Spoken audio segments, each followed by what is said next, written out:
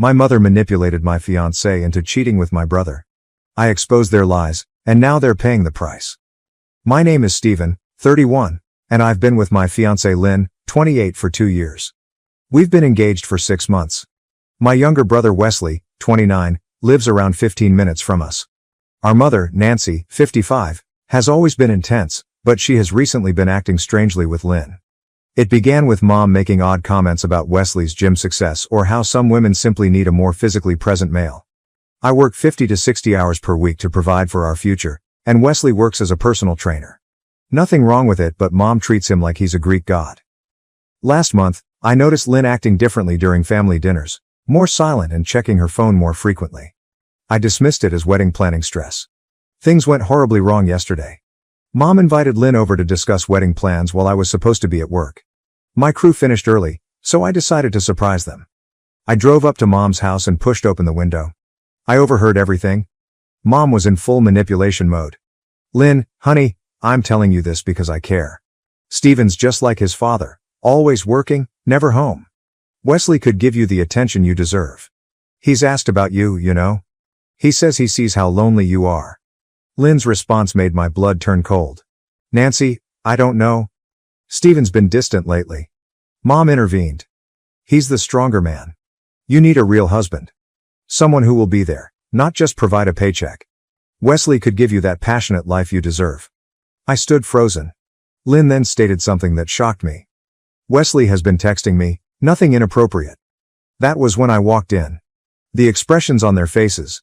Mom had the guts to smile as if she were doing me a favor. Lynn became white like a sheet. I did not yell. I did not need to. I simply looked at Mom and said, "So this is what wedding planning looks like?" Mom straightened up, feeling righteous. Someone had to say something. "You're never home, always at work." "Wesley," I cut her off. "Wesley this, Wesley that? Really funny how you never mentioned the 3 failed relationships he's had this year alone." Lynn attempted to explain. "Stephen, it's not what you think." "Let me see your phone," I requested. There is no more sound. "If nothing is inappropriate, show me the texts." She gripped her phone closer. Mom started screaming about how I'm being controlling, how I don't trust Lynn, and how Wesley would never demand to see someone's phone. Rich, coming from the lady who reads her father's emails just to make sure. I walked out. Lynn followed me to the driveway, crying about how confused she was and how her mother had gotten into her head. She vowed to delete Wesley's phone number, as if it mattered nothing. I got home to find 6 missed calls from Wesley. He texted me, "We need to talk, bro." We sure do. Mom has been blowing up my phone all day. Obviously, being paranoid is costing me a nice woman. Dad also called, attempting to maintain the status quo as usual. "You know how your mother gets, son? She means well." Means well?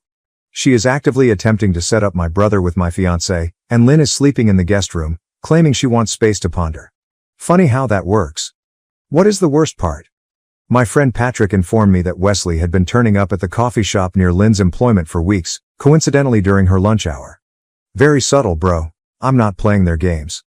I'm not going to sit around waiting for any more innocent texts or coffee shop coincidences. I just received a missed call from Mom, which was most likely another lecture about how Wesley always made time for family or something. I'm going to sleep on the couch tonight. Tomorrow's going to be fascinating. Edit. Holy cow, this blew out. Thank you for your support.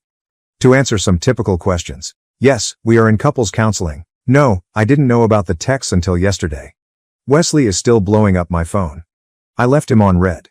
Some of you considered this a hoax because no mother would do this. You're lucky to have normal parents. Lynn texted me that she'll be staying at her sister's apartment until things quiet down. Yes, it will help. Mom has already called twice this morning. Have not responded? I'll provide an update once I've determined my next course of action. Right now, I need a drink and some sleep. Update 1. First and foremost, I'd like to thank everyone who supported my last post. I wish I had better news, but everything happened precisely as some of you expected. Sorry for the lengthy post, but I needed to get everything off my chest. Quick recap. I'm 31 and I noticed my mother, Nancy, 55, acting strangely around my fiancé, Lynn, 28, and making jokes about my brother, Wesley, 29, being more of a man than me. You warned me, and I should have listened sooner. The last 3 weeks have been horrible. Lynn began going out more, claiming girls' evenings every Thursday and occasionally Saturdays. I didn't think much of it until I realized she came home smelling like Wesley's terrible fragrance. You know the type, the one that every wannabe Instagram fitness dude uses. Last Thursday, she stated that she was going to see her friend Amber for cocktails. Something felt odd. She was dressed differently than usual and had been texting all day with a strange smile. I decided to drive past Wesley's apartment complex on my way to meet Patrick for our weekly Thursday gaming session. Call it intuition or anything, but her car was right there in the visiting area. I waited in my truck for about 20 minutes, feeling my blood pressure rising with every minute. Then I noticed them through his ground floor window. They sat on his couch, her head on his shoulder, watching something on his laptop. My own brother and my fiancé, looking as comfortable as can be. I am not proud of what happened next, but I am also not regretful. I marched straight up and knocked on his door. The look on their faces as they opened it, Wesley in his dumb compression shirt, Lynn in the things I got her for her birthday. I'll never forget this. How long, is all I asked. Lynn began crying, but not the guilty type, but the I got caught kind. Wesley attempted to walk between us, inflating his chest like he often does. Bro, we need to talk about this like adults. I cut him off. How long? 2 months, Lynn muttered. It just happened. You're always working late, and Wesley understands me better. I laughed. Actually, I laughed. Understand you better? The guy who still lives in a rented studio apartment at 29? The one who sells overpriced protein powder to college kids? That's when everything started to go wrong. Wesley tried to throw a punch. He was always a hothead. I grabbed his arm and shoved him back into his flat. Really, you, my fiancé, and then try to hit me? Real classy, bro. I called our mother right there on speakerphone. Do you want to know what she said? She genuinely chuckled and said, well, honey, I tried to tell you. Wesley's always been the stronger one. Lynn needs a real man, not someone who's going to bore her to death. Within a few hours, the family group chat had exploded. Wesley played the victim, alleging I threatened him. I did not. Lynn used the butterfly emoji to accompany a hazy Instagram tale about following your heart. My mother began calling everyone, weaving her version of events in which I was the evil person who drove Lynn away due to my workaholic tendencies. Dad is staying out of it, which is typical. My sister texted that she is appalled with all of them. The extended family is divided. Half believes I should man up and fight for my relationship with my unfaithful fiancé, while the other half has some sense. Lynn moved out yesterday, while I was at work. She took everything I ever gave her, as well as other things she didn't own. She left her ring on the kitchen counter with the remark, I never meant to hurt you. Classic. The kicker? Mom organized a family supper tonight. Guess who arrived together? Yes, Wesley and Lynn are holding hands like teenagers. Mom looked so proud. You'd think she had planned a royal wedding. I didn't go, of course. I sat at home, looking for all the indications I'd missed, the unexpected gym sessions, the new clothes, the way she'd turn her phone away when texting Wesley, showing up at family occasions he typically avoided, and Mom's frequent comparisons. Here's the thing, I'm not sad. I am not even angry anymore. I'm just finished. I'm over Wesley's phony alpha guy act. I'm done with Lynn's victim routine. I'm done with Mom's manipulation. They think I'll just take it and show up at Christmas as if nothing happened. They have no idea what is coming. TLDR. I caught my fiancé with my brother. Mother practically arranged the whole thing. They're now playing the happy couple while portraying me as the bad guy, but I'm not taking it lying down. Edit. Many thanks for the prizes and messages. To everyone who has asked, yes, I have already spoken with a lawyer about what Lynn took, and no, I am not going to try to work it out as some of you advised. Some bridges need to be burned. Edit 2. Stop DMing me and asking for Wesley's Instagram. I understand you want to disgrace him, but I'm doing it my way. Update 2. It's been 3 weeks since my previous update, and holy, everything just went horribly wrong. Remember how Wesley and my mother used to gloat about how I'd ultimately come around and accept things as they are? Yeah, karma is a bitch, and I am her favorite wingman right now. First and foremost, thank you for all of your supportive direct messages. You guys kept me focused when I wanted to drink myself stupid. Special thanks to the person who advised that I look into Wesley's business methods. You were onto something there. So, remember how Wesley was constantly bragging about his personal training business? It turns out Mr. Perfect was not exactly following the rules.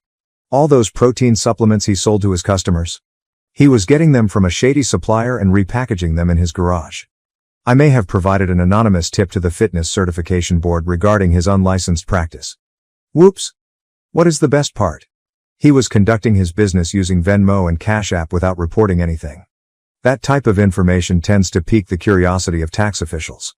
I didn't even have to do anything illegal. I simply forwarded some of his social media postings where he was literally bragging about his cash-only dealings to the appropriate individuals.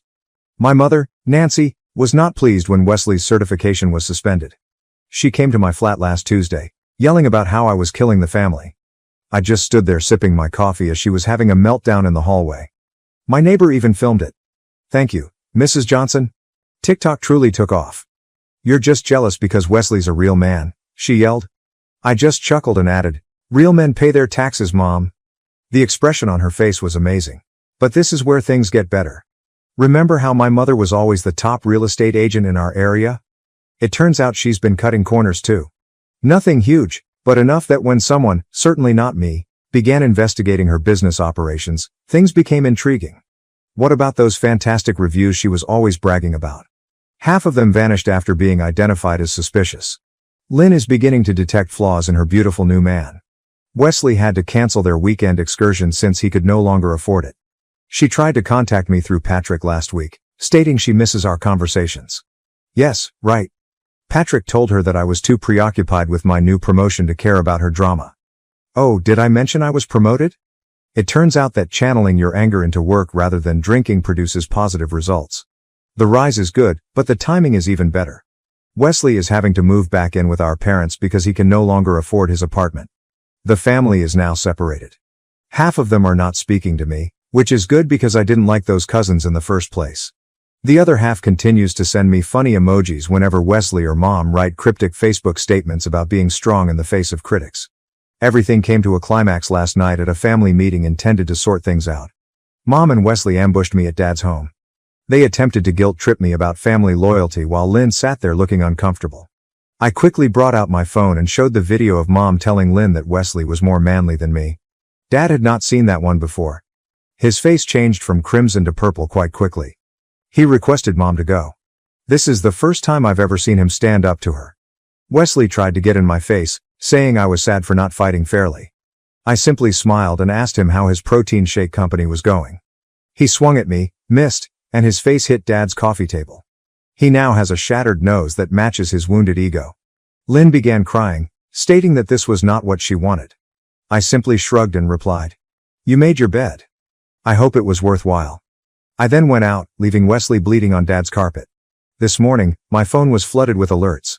Wesley's certification board made their final verdict online, and he will be barred from personal training for at least 2 years. Mom's real estate broker fired her after additional complaints surfaced, and Lynn? She is informing everybody who will listen that she made a mistake. What is the best way to exact revenge? I am truly happier today. I got my own place, my job is doing well, and I've met someone new who values loyalty. Life is funny like that. TLDR. Brother and ex-fiancé believed they had won via cheating. Mom backed them. I played the long game, legally revealed their nefarious methods, and now they're all paying the price, while my life is better than ever. Edit. Holy cow, this blew out. RIP. Inbox. No, I will not post the TikTok video. I'm trying to maintain some privacy here. Edit 2. Stop asking for Lynn's social media. It's not cool, guys. Edit 3. Yes, Wesley attempted to swing at me. No, I did not press charges. His shattered nose and ruined reputation were enough. Finally, an update. Thank you to everyone for your support. It's been 2 months since my last update, and things have really escalated.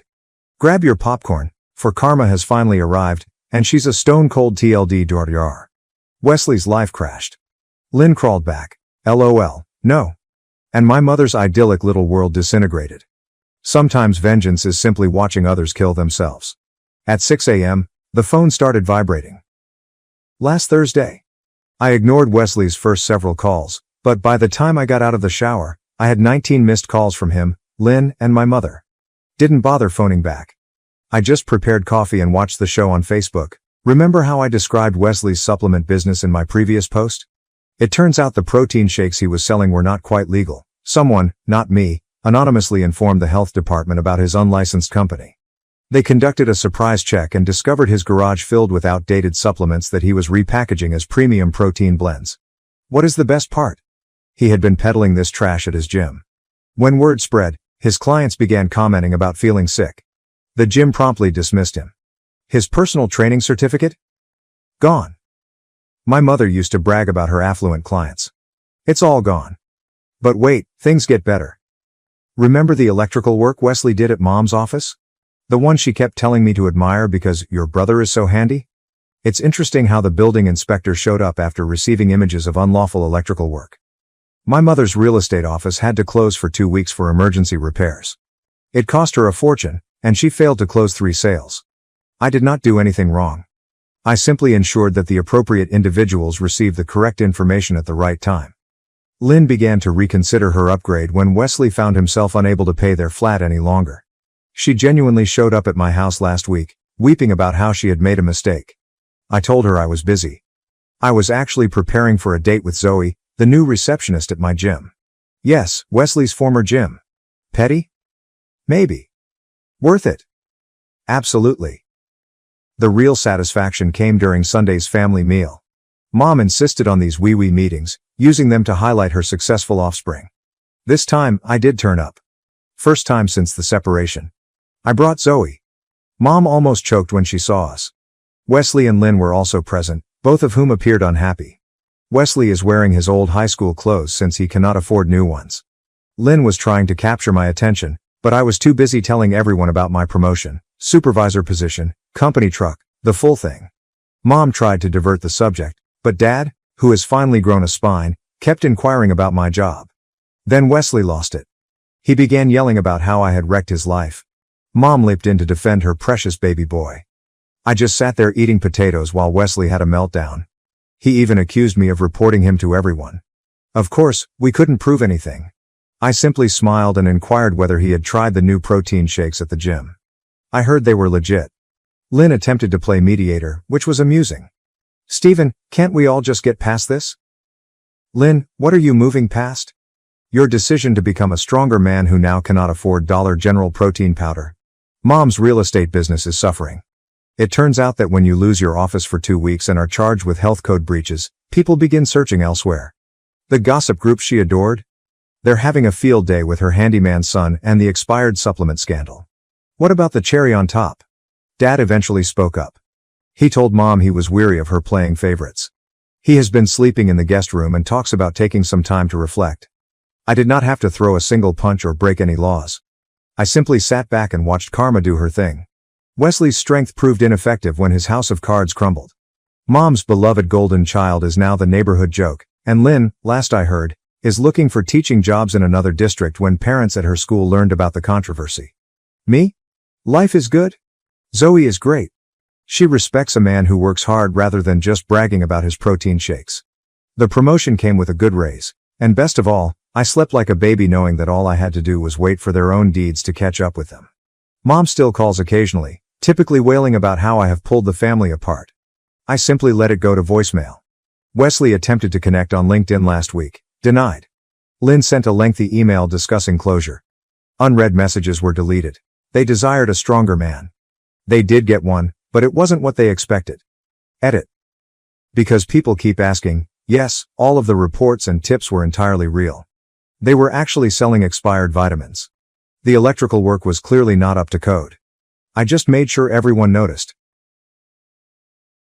I raised my wife's children as my own, but when they disrespected me, I stopped providing and left.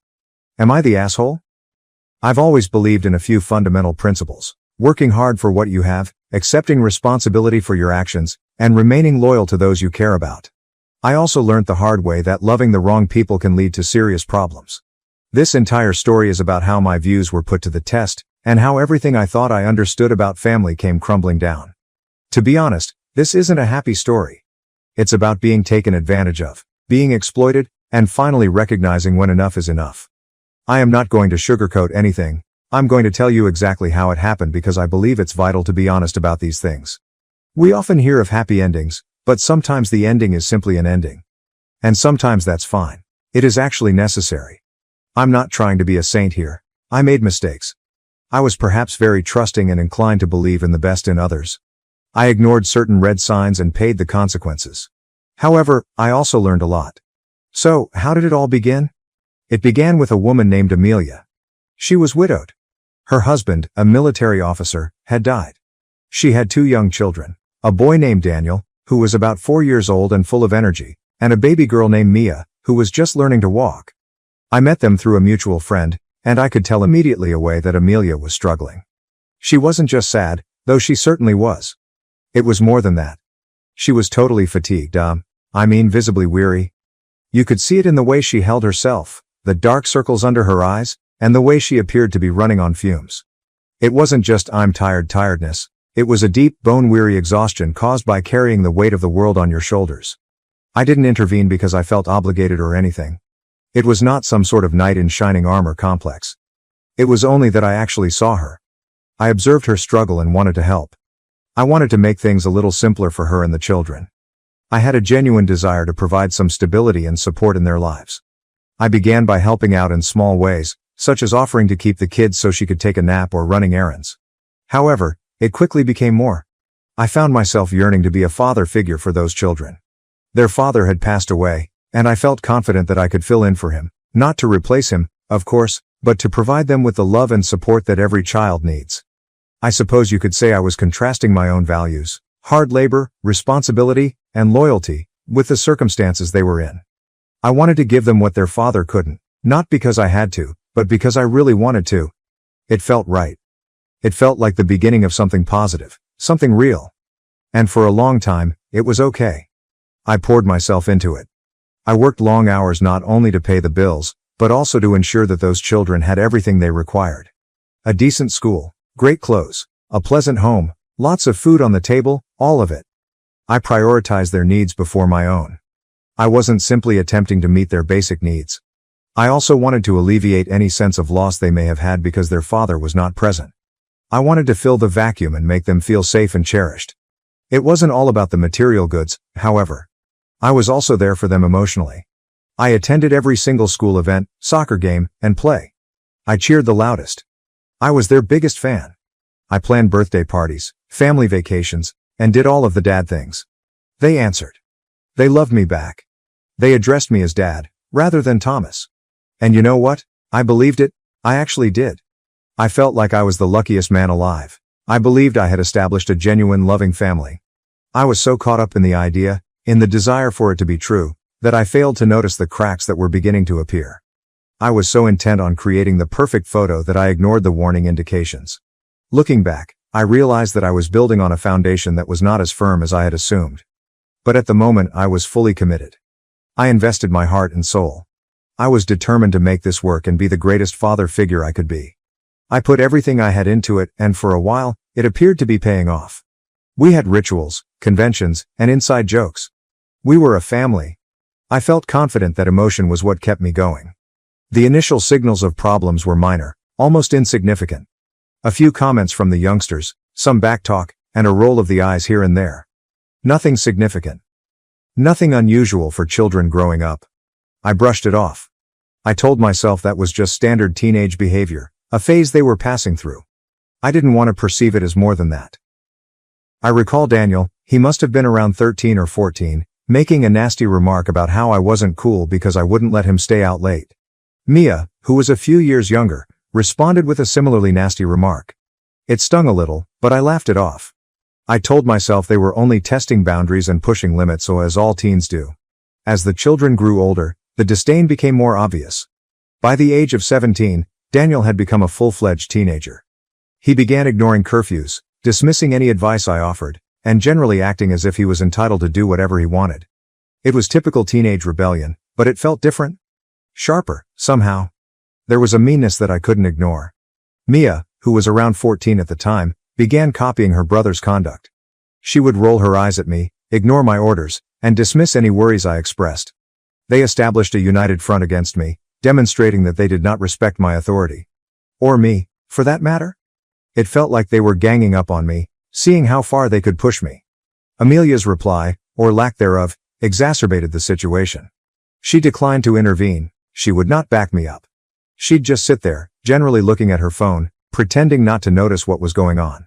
Sometimes she would even gently undermine me. Maybe she'd appear to be distracted by her phone or sigh, as if I was being unreasonable. It wasn't simply passive, she seemed to actively encourage their actions. She'd make excuses for them. Oh, they're just tired. They're going through a phase, or we need to keep the peace. There was always something. However, it was actually a pattern of supporting their disdain. She was allowing them to get away with it, undermining my authority and making me feel more lonely. I started to feel like I was the only one who cared about setting boundaries and teaching them what was right and wrong. I began to mistrust Amelia's motives. Was she truly this oblivious, or was she purposely undermining me? I received my first true wake-up call about this time, but I still didn't completely understand what was going on. The true breaking point, when everything began to fall apart, occurred one night. Daniel arrived home much beyond his curfew. I'm talking hours later, and he hadn't called, texted, or anything. I was scared sick, of course, but when he eventually walked in, he acted as if it was nothing. I asked him calmly where he had been, just a simple question to ensure accountability. He did not even look at me. He simply stated, "Relax, I'm not a kid." That was it. There was no apology or explanation, just a flippant brush-off. And then he shouted, "You're not my real dad. Stop acting like you own me." All those years of love, care, and support were flung back in my face. It felt like a punch in the belly. Mia, who was standing there, chipped in. "Yeah, you're just some guy Mom married." As if all the years we'd spent together and the experiences we'd shared were meaningless. Something inside me has just broken. It wasn't anger, not yet, but rather a deep sense of disillusionment. And the worst part? Amelia did not say anything. She just stood there silently. Her silence represented the ultimate betrayal. It proved all I had suspected, that I was nothing more than a convenience to them, a provider, someone to handle the things their true father couldn't. It was the defining moment for me, when I learned that the family I believed I had created was a fiction. It was not long after the first episode that it occurred again. This time, it was Mia. She had made a mess in the kitchen, so I asked her to clean it up. Simple enough, right? Basic responsibilities. But instead, she simply looked at me and said, "Why don't you do it? It's your house, isn't it?" That stung. It wasn't just the contempt, it was how she said it, as if I were a servant whose sole function was to clean up after them. It accentuated my outsider status, reducing me to little more than a provider and cleaner. It was an intentional attempt to make me feel insignificant. And then, as if on cue, Daniel added the identical line. "You're not even our real dad." It was as if they were tag-teaming me, reaffirming their rejection and ensuring I understood my place, or lack thereof, in their lives. But this time, Amelia's reply sealed the deal. She didn't yell or become irritated. She just looked at me nonchalantly, not glancing up from her phone, and remarked, "They have a point, Thomas. Maybe you should back off." That was all. That was the moment I realized it was finished. It was no longer just the children's disdain. Amelia had explicitly agreed with them. She was siding with them against me, the guy who had spent years caring for them. It wasn't a moment of rage or even pain, not really. It was a moment of clarity. I eventually realized I was finished. There was no going back. This was not a family. It was a fake, and I was finally ready to leave. It was a gentle epiphany, a peaceful acceptance of the fact. I was no longer striving to hang on to something that was not genuine. I was ready to let go, so I did something I never imagined I would do. I paused. I stopped giving, caring, and trying. It wasn't an impulsive decision. It was a calculated, thoughtful one. I've just withdrawn. I stopped providing for them, no more rides, allowances, protection, guidance, or worry. I let them face the repercussions of their behavior. It was a total 180 from the way I had been for years. I was always there for them, no matter what. Now I was gone. I'm not going to lie, it stung.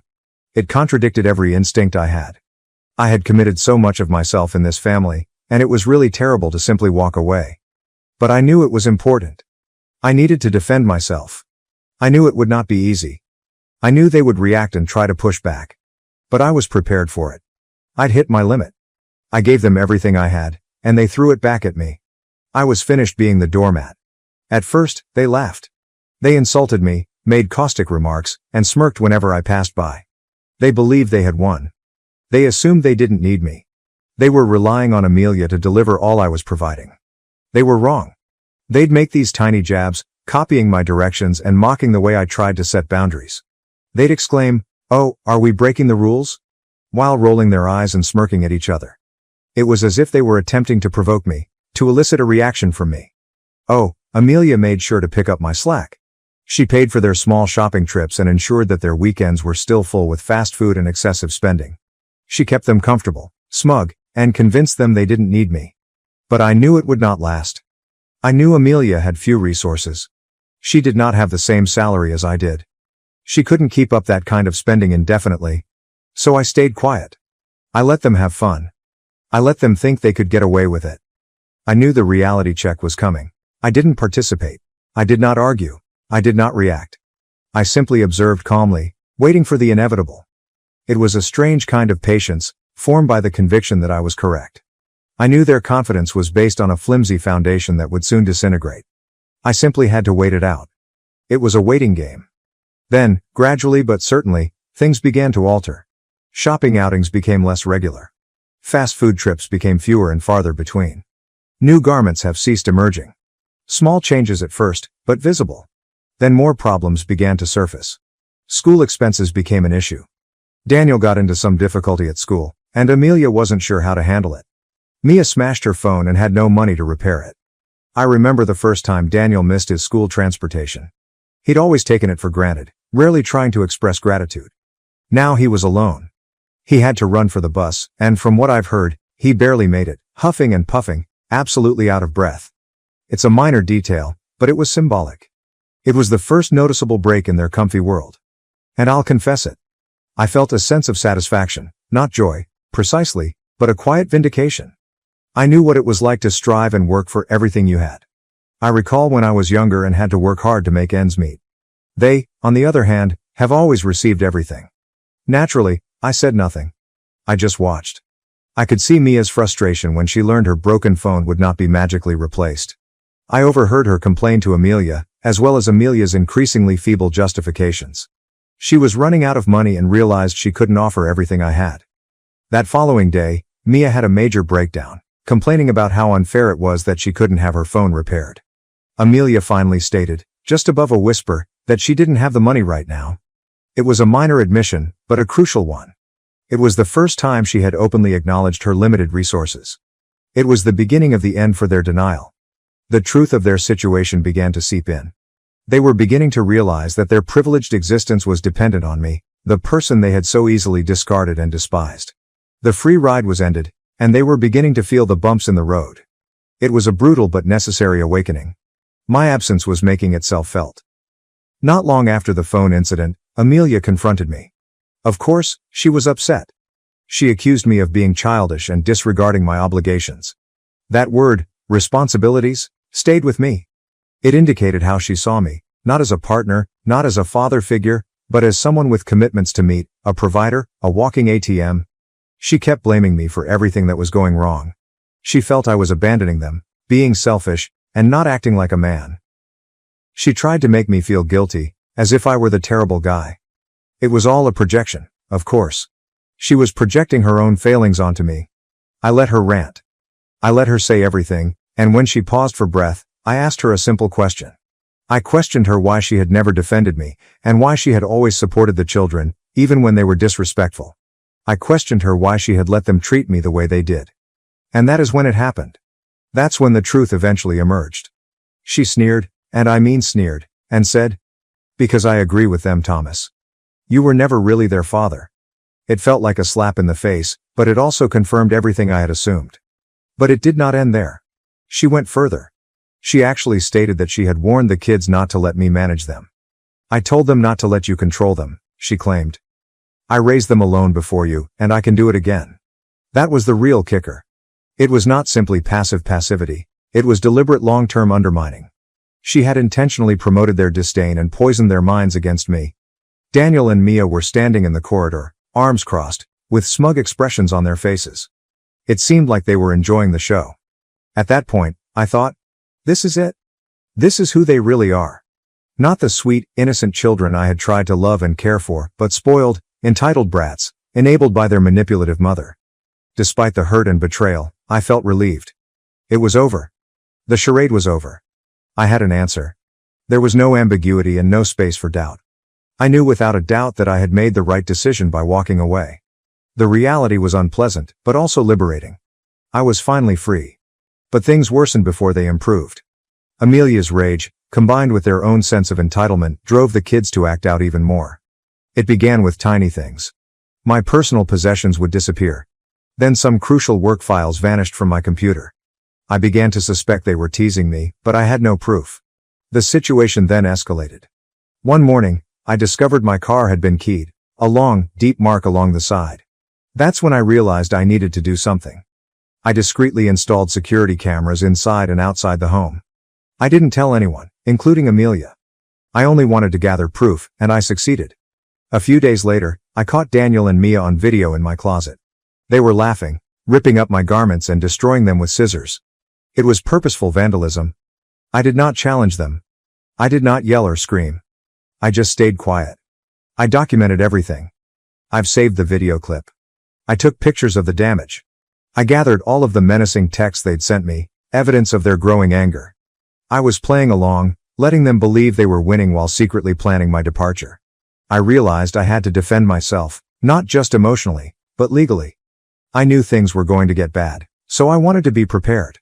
I was preparing my case, accumulating the ammunition I'd need to fight back if necessary. It was a sad and pathetic scenario, but I was resolved to handle it with as much respect and calm as I could. I was not going to come down to their level. I was going to be smart, strategic, and quiet. The next step was to see a lawyer. I described the problem and showed him all of the proof I had obtained. He listened quietly, nodding occasionally, and when I finished, he told me I had a solid case. We discussed divorce, and he even offered a restraining order due to the children's growing animosity. I also filed a police report regarding the property damage. It felt strange to report my stepchildren to the police, but I knew it was necessary. I needed to keep an official record of their actions to protect myself from any accusations or legal challenges. It was another step in the process of breaking relationships and freeing myself from this toxic environment. Then, one afternoon, while Amelia and the children were gone, I packed a bag.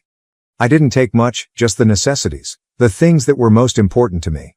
I left everything else behind, including the furniture, appliances, and material possessions I had accumulated over the years. They weren't important. What was crucial was my freedom and peace of mind. I left an envelope on the kitchen countertop. The divorce papers were inside, along with copies of all supporting documentation, such as the police report, images of the damage, and screenshots of the threatening texts. It was a formal act of separation. There was no going back. I went out of the house and did not look back. I got into my car, the one with the long scrape on the side, and drove away. I didn't have a plan, really. I just knew I needed to get out of the toxic environment I was living in. The last phase was financial. I stopped all joint accounts and denied Amelia access to my assets. It was a harsh move, I admit, but it was necessary. I had to limit her capacity to continue enabling the children's entitled behavior. I needed to make it apparent that the gravy train had halted. It was the final cut of ties, the ultimate act of departure. It was over. Amelia reacted as one could have imagined. She contacted me several times, leaving furious voicemails accusing me of being a coward, abandoning them, and being a bad person. She claimed she could live without me, that she didn't want my money, and that she would be better off without me. It was just bluster, of course. She was in denial and refused to acknowledge the reality of the situation. I did not return her calls. I did not react to her texts. I've just blocked her number. I declined to engage in additional dispute. I had spoken my piece. I'd taken my stand, and I was finished. I needed to focus on my own well-being and create a new life for myself. Then the children began messaging me. At first, they sent the same careless, arrogant messages they had always sent, but the tone gradually shifted. They began to sound apprehensive and even sorry. They apologized for their actions, admitting that things were challenging, and that they were struggling without my help. Finally, I got a message from Mia, the younger one. It was only 3 words. I miss you. It was a big change, but it was too late. The damage was done. The trust was broken. I couldn't return, even if I wanted to. I stayed mute. I did not respond. I recognized their regret, but I remained solid in my decision. I'd learned a harsh lesson and was determined not to make the same mistakes again. I gave them everything I had, and they threw it back at me. I was finished. My silence was my response. It was my way of saying, you made your choice, and now you have to live with the consequences. So, that is my story. It's not pretty, but it's genuine, and it taught me some essential things. The most important rule is to never allow others to take you for granted. Never beg for respect. Never waste your energy on individuals who do not appreciate you. And if you feel used or insulted, move away. Do not hesitate. Do not look back. It's a difficult lesson to learn and even more difficult to apply, but it's necessary for your own well-being and self-respect. You deserve to be treated with kindness, respect, and love. And if you don't get it, you have the right or obligation to walk away. Some individuals only recognize your worth after you're gone, and by then, it's too late. It's a terrible truth, but it is nonetheless a truth. Do not wait for them to recognize your worth. Know your worth and act appropriately. It is not about selfishness, it is about self-awareness. It is about protecting your heart, mind, and soul. Thank you for reading. I hope my story can help someone out there who is going through something similar. Remember that you are not alone, and you deserve to be happy. Do not let anyone tell you otherwise. Choose yourself. My sister-in-law demanded me leave my own home during her baby shower. Am I the asshole for venting to her husband? For the last 3 years, I have been married. Although he has been living away from home for work, my spouse and I have been together for 5 years. He returns home every other weekend to spend time with us, and we're doing the long-distance thing. Shortly before he left, we purchased our own home a few months ago. It's convenient for me to see my parents and for them to visit me because it's a lovely location near their home. It's quite spacious and has beautiful architecture, which is perfect for me because I adore the feeling of living alone. I love living in this lovely home in a fantastic neighborhood. I got a lot of praise when I hosted my housewarming party. My sister-in-law, Carrie, was the one who seemed to like the place the best out of everyone. She was gushing about it non-stop. Although we are not close friends, Carrie and I have always gotten along well. I immediately said yes when she asked if she could have her baby shower at my house. I agreed for a few reasons, despite the fact that we are not close. I didn't want to say no to her because she is pregnant. I also thought it would be wonderful to meet new people and have a change of environment because I spend a lot of time alone. For the event, I even took a day off. Because I had such a lovely home and didn't want to spend a lot of money renting a location, she insisted on holding the baby shower at my house. Though smaller and less striking, her home was nonetheless pleasant. Her flattery must have been effective since I was unable to say no. Furthermore, she had always been kind to me, so I had no excuse to say no. I had no idea what was going to happen. She made no hint that I wouldn't be welcome during the planning phase. Everything involved me. For the past few weeks, she has come to see me virtually every day to go over the specifics, including the cuisine, decor, and catering. I was looking forward to the occasion and believed that this would strengthen our relationship. I assisted the decorators in setting up the venue on the day of the event. Carrie arrived about an hour before the guests were scheduled to arrive and thanked me for everything. She talked to me like a friend and behaved normally. But she asked me where I would want to spend the next couple of hours, 15 minutes before the guests were expected to arrive. I was surprised and assumed she was kidding. It was my house, after all, and I had expected to be there. I had purchased a gift for her and dressed appropriately. She genuinely responded that she wasn't joking when I inquired. She made a few seemingly good arguments that I hadn't thought of because I was too busy assisting her. Carrie informed me that I wasn't even on the guest list and hadn't gotten an invitation. To be honest, I was aware of that but didn't mind because I assumed I would be invited and included in the celebration. Ultimately, I had assisted in organizing it and was letting her use my home without requiring her to pay for a location. Given that Carrie and I didn't have a particularly strained relationship, I believe that anyone in my situation would have made the same assumption. Why in the world would I think I wouldn't be attending the event? She apologized for the mistake after I informed her just that. She said that because I'm a banker and not a party or event planner, she had assumed that I was assisting her in a professional capacity, which was absurd. Her presumption was absurd. She told me she didn't want to argue, so I guess my face was a reflection of how upset I was. She maintained that since she was pregnant, she didn't want to become stressed out, thus now wasn't the time for small-minded arguments. She then informed me that I had to leave because only her personal family and close friends were invited to the occasion. I regrettably didn't make the cut for what was meant to be a small, private event. Because she didn't want to start a commotion, she requested me to leave before the visitors arrived. This is when I was angry. I didn't know where else to go, so I stormed out of the room and headed to the backyard. I attempted to phone my husband to voice my displeasure with his sister's actions, but he was unable to do so due to work obligations. I decided to do something unconventional because I was frustrated and needed to vent. I called her husband Jim. Jim is a reserved, quiet individual. Although I haven't had much contact with him, he has been married to Carrie for 2 years and has been with her for 4. I went on a tirade about how disappointed and wounded I was as I told him everything. He was quiet for a long time after I was done. I told him that I felt unable to speak to Carrie directly without running the danger of offending a pregnant woman, and I apologized for venting to him. He might be able to talk her out of it, I hoped.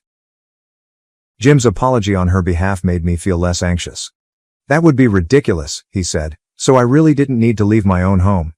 He urged me to wait and promised to come over in a few minutes because he didn't want Carrie and I to get into a heated disagreement. Jim showed up before any of the visitors, as promised.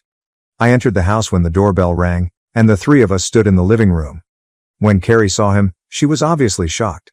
Jim forcefully stepped in and assured me that there was no reason for me to leave and that I could attend the baby shower. When Carrie attempted to object, Jim gave her a stern look, so she remained silent. She continued to glare at me the rest of the time. I decided I was never going to talk to her again. I even thought about calling off the baby shower, but I decided against it. I didn't want all of the work I had put into organizing the event to go in vain.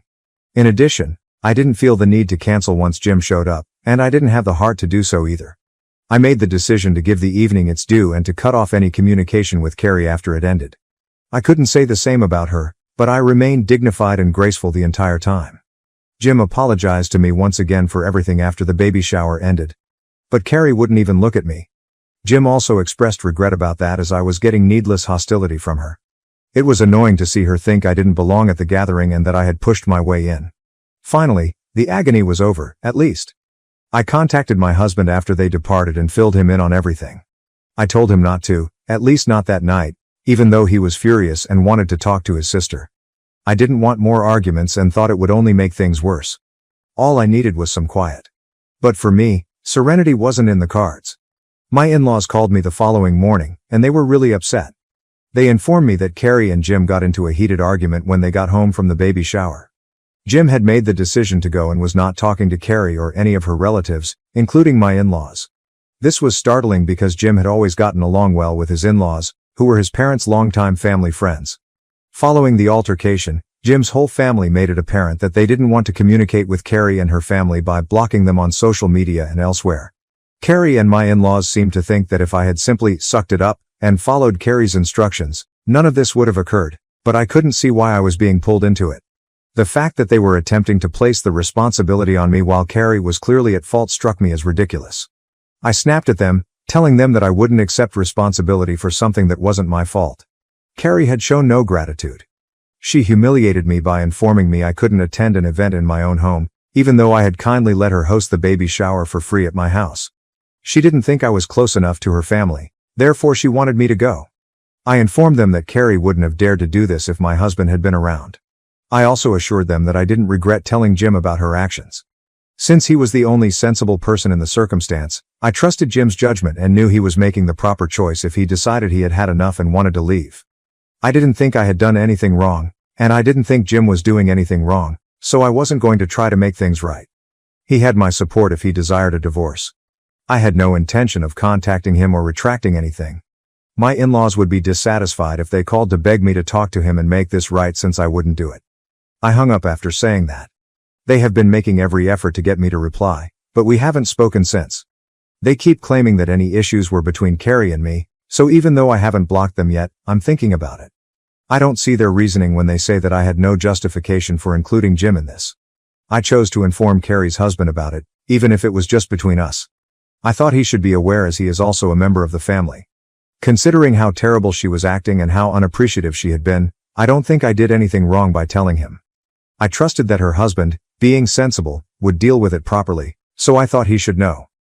Despite their best efforts to control the situation and make me feel guilty, I don't feel guilty at all.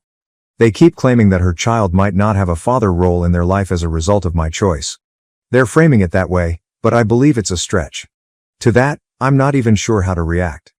Even though my spouse doesn't believe I did anything wrong, their comments are making me doubt myself, which is the only reason I haven't blocked them yet.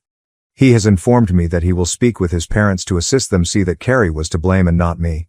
He feels that rather than targeting me, they ought to concentrate on helping her. I don't know how to respond to this. Although I don't feel sorry for them, their actions suggest that they won't be letting this go anytime soon. All I want is for this to end. I don't currently have any answers because I also don't know why Carrie behaved in that manner. Am I to blame for bringing up our disagreement with my sister-in-law's husband and letting him know how she acted? First update. Nearly a week has passed since the baby shower. Jim and Carrie are currently going through a final divorce. He made the big news announcement on social media, but she hasn't made any public comments. Although I didn't anticipate it happening so quickly, it appears that he has already filed the petition and that the proceedings will shortly begin. Since Jim returned to living with his parents, they have been living apart. Even though I wasn't sure whether it was proper after everything that had transpired, I was able to talk to Jim. Although I felt a little bad about it, my spouse recommended that someone in our family get in touch. Jim was obviously keeping the lines of communication open for us because we were the only two individuals he had not blocked. I made the decision to call him. I didn't present it as an apology when I told him I was sorry for all that was going on. I didn't present it as an apology, but I did say that I was generally sorry for everything. I suppose Jim could sense my shame in spite of it. He gave me his word that I didn't have to feel bad about it or hold myself responsible. He claimed to have been on edge for a while. I felt I needed answers, so after some trepidation, I texted him back to find out what was actually happening. And I got them, boy. I told him I wanted to learn more when we got on the phone. I had no idea why Carrie didn't want me to the baby shower, so he agreed that I deserved some explanation. The only explanation she gave, as best as I can tell, was that she only wanted her immediate relatives present. She had, however, invited a number of people who, as far as I knew, weren't very close to her.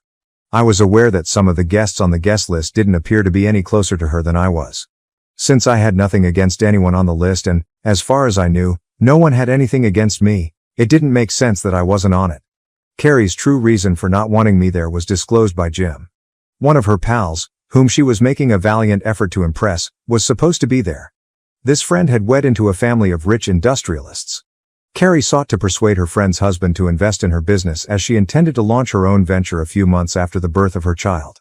Carrie had planned the baby shower in my place to impress this buddy, telling everyone it was hers. She obviously couldn't keep up that lie with me around. She wanted me out for that reason.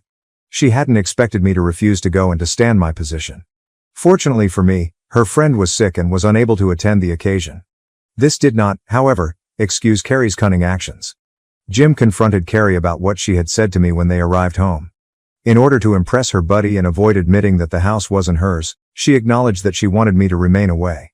She went out of her way to pretend she had a life she didn't in order to impress someone she went to school with, acting as though her deceit was completely normal. Jim informed her that she needed to apologize to me and that her behavior was unacceptable. He pointed out that rather than being grateful that I had allowed her to organize the event at my house, she had made fun of me. Carrie fought with Jim because she wouldn't accept that what she had done was wrong. This arrogant conduct had been causing them a lot of issues, and it seems that this wasn't the first time she had been found pretending to be someone she wasn't. Jim informed me that it seems they had been coping with such problems for a few years. She underwent a transformation shortly after they were married. She had been attempting to live above their means and present an illusion of luxury and money to impress unimportant people ever since their wedding. Her friends reportedly made disparaging remarks about the arrangements at her wedding, and it looked that she was deeply offended by such remarks. She is an adult, though, and shouldn't be influenced by such trivial matters. If those individuals made fun of her way of life or her financial situation, she ought to have taken them out of her life as they weren't true friends. Furthermore, she and Jim led a regular, pleasant life. It's not like they were impoverished. They might not be able to afford luxury, but they were doing well, and it didn't matter to anyone else. Carrie didn't have to make an impression. Carrie works at a marketing firm and hopes to launch her own business after the baby is born, while Jim is a real estate agent. She has much greater justification to save money rather than squander it on pointless items. Despite their lack of wealth, their stability and comfort should have been sufficient. Jim had made numerous attempts to convey this to Carrie, but it had never been successful. She was constantly making an effort to impress others by doing odd things, which led to constant issues between them. Jim had forgiven it throughout the years because he loved her. In recent months, though, he had found it more difficult to put up with. They needed to be more frugal because they were expecting a kid, but Carrie kept squandering money carelessly as though it didn't matter. Given their financial circumstances, this was particularly troublesome because they were unable to support the lifestyle she was attempting to attain. Jim was getting fed up with her continuing to buy things without asking his permission. Too often they had been fighting over things like this. Jim departed after the altercation at the baby shower because he could no longer stand it. He informed me that, considering the status of their marriage, he would have made this choice sooner or later even if I hadn't called him that day. I didn't have to feel bad about what I did, he told me. I talked to my husband about this, and although he was sorry for Carrie, he couldn't claim that it wasn't justified. Although Jim was not a close friend, we were aware that he had been Carrie's devoted spouse. We assumed he must have given it some thought if he chose to go. Carrie must be going through a really tough time, especially because she is pregnant, so I do feel awful for her. But she caused this for herself. How a mature woman worries so much about the views of a few vapid, gossipy, inconsequential pals is beyond me. She should have moved on from this high school conduct long ago. She is in her 30s. I'm hoping that they can work things out and decide what they want. I believe that Jim will benefit from some time away in order to make the best decision. I will no longer become involved in this. Since I feel like I have nothing else to say to Carrie and my in-laws, I intend to block them both. Whether that means getting back together or finalizing the divorce, I hope they can resolve their differences. Jim sounded unhappy when we spoke, even though he had already announced the divorce. He was interested in trying to make things right and give Carrie another shot. But it appears that he is finding it quite difficult to do so because of her stubbornness. Although this may be a contentious viewpoint, I believe they ought to at least attempt to resolve the conflict. Given that her behavior is out of character for someone in her 40s, Carrie might want to think about going to therapy. It is not sustainable or healthy to try to please unimportant people. For the benefit of their child in particular, I want things to work out. It's never easy to be a kid of divorce, and I wouldn't want my future niece or nephew to experience that. I'm praying for the best and avoiding all of this for the time being. My spouse has made the same decision. My husband is returning home this weekend, so we are getting together. I don't believe he intends to go see his folks this time. All I can say is that I'm glad I have nothing to feel bad about anymore. Second update. We've been chatting since my spouse got back a few hours ago. He informed me that he had been in communication with Jim for the past few days. Jim has stated that he is prepared to give his marriage another try provided Carrie accepts his apology for everything and consents to attend therapy. My husband is attempting to explain this to his sister, but she has not yet replied. According to his parents, Carrie is currently avoiding people because she is sad and needs some alone time. Right now, she seems to be getting the distance she needs from everyone. I hope she makes a sensible decision, but I have no idea what she will decide. Some people accused me of selfishness in relation to my last piece, claiming that my husband and I were being avaricious by refusing to assist Jim and Carrie. Let me start by saying that I have no idea how anyone came to that conclusion. We purchased this home because it was reasonably priced. We wouldn't have bought it if it had been too expensive. Second, Jim and Carrie's financial situation is secure. They wouldn't likely enjoy it if we treated them like they were in need of charity. Since my husband and I share a similar income, they have no reason to require our assistance, and vice versa. Although it's unrelated, I felt compelled to clarify because some people raised it. I was also chastised by several of you for expressing a desire for them to reconcile. You think Jim deserves better, and perhaps he does, but in the end, it's up to him. I don't understand why so many people, who don't even know Jim, feel the need to call me names, spew venom, and brand him a doormat. Despite their present problems, they still love one another, and they are soon to become parents. That is significant. They cannot simply leave one another and pretend that nothing occurred. Yes, I did, and I still hope they can resolve their differences. For now, I believe that's all I have to say. Third update. I just wanted to let you know that Jim and Carrie have made the decision to work on their marriage and patch things up, even though it has been a few weeks since my last report. Despite the fact that Carrie and I are still at odds, I'm quite delighted for them. According to my spouse, they have decided to attend marital therapy for a few months to see the results. They will continue to live apart for the time being. They intend to co-parent for the first several months once the baby is born. They will return to living together if all goes according to plan. That is the future strategy. I'm pleased for them. Since most people seem to want Jim to leave Carrie, I know that this isn't the result that many of you were hoping for. But everyone else will have to recognize that Jim has made the decision to act in his own best interests. Thank you for watching. If you haven't subscribed yet, please do so and hit the notification bell to stay updated with more shocking real-life stories happening around you. I left due to family neglect. Now, my parents suddenly want me back to help and take responsibility for my siblings. Out of the 5, I am the youngest. The next sibling is 7 years older than me, so when I say youngest, I don't mean by a little margin. Growing up, I must admit, I always felt invisible. My parents seemed to believe that since I wasn't ill or struggling with mental health concerns like the rest of my siblings, I didn't require their attention. I don't mean to sound dramatic, but this is the reality. The others were in and out of therapy or hospitals all the time.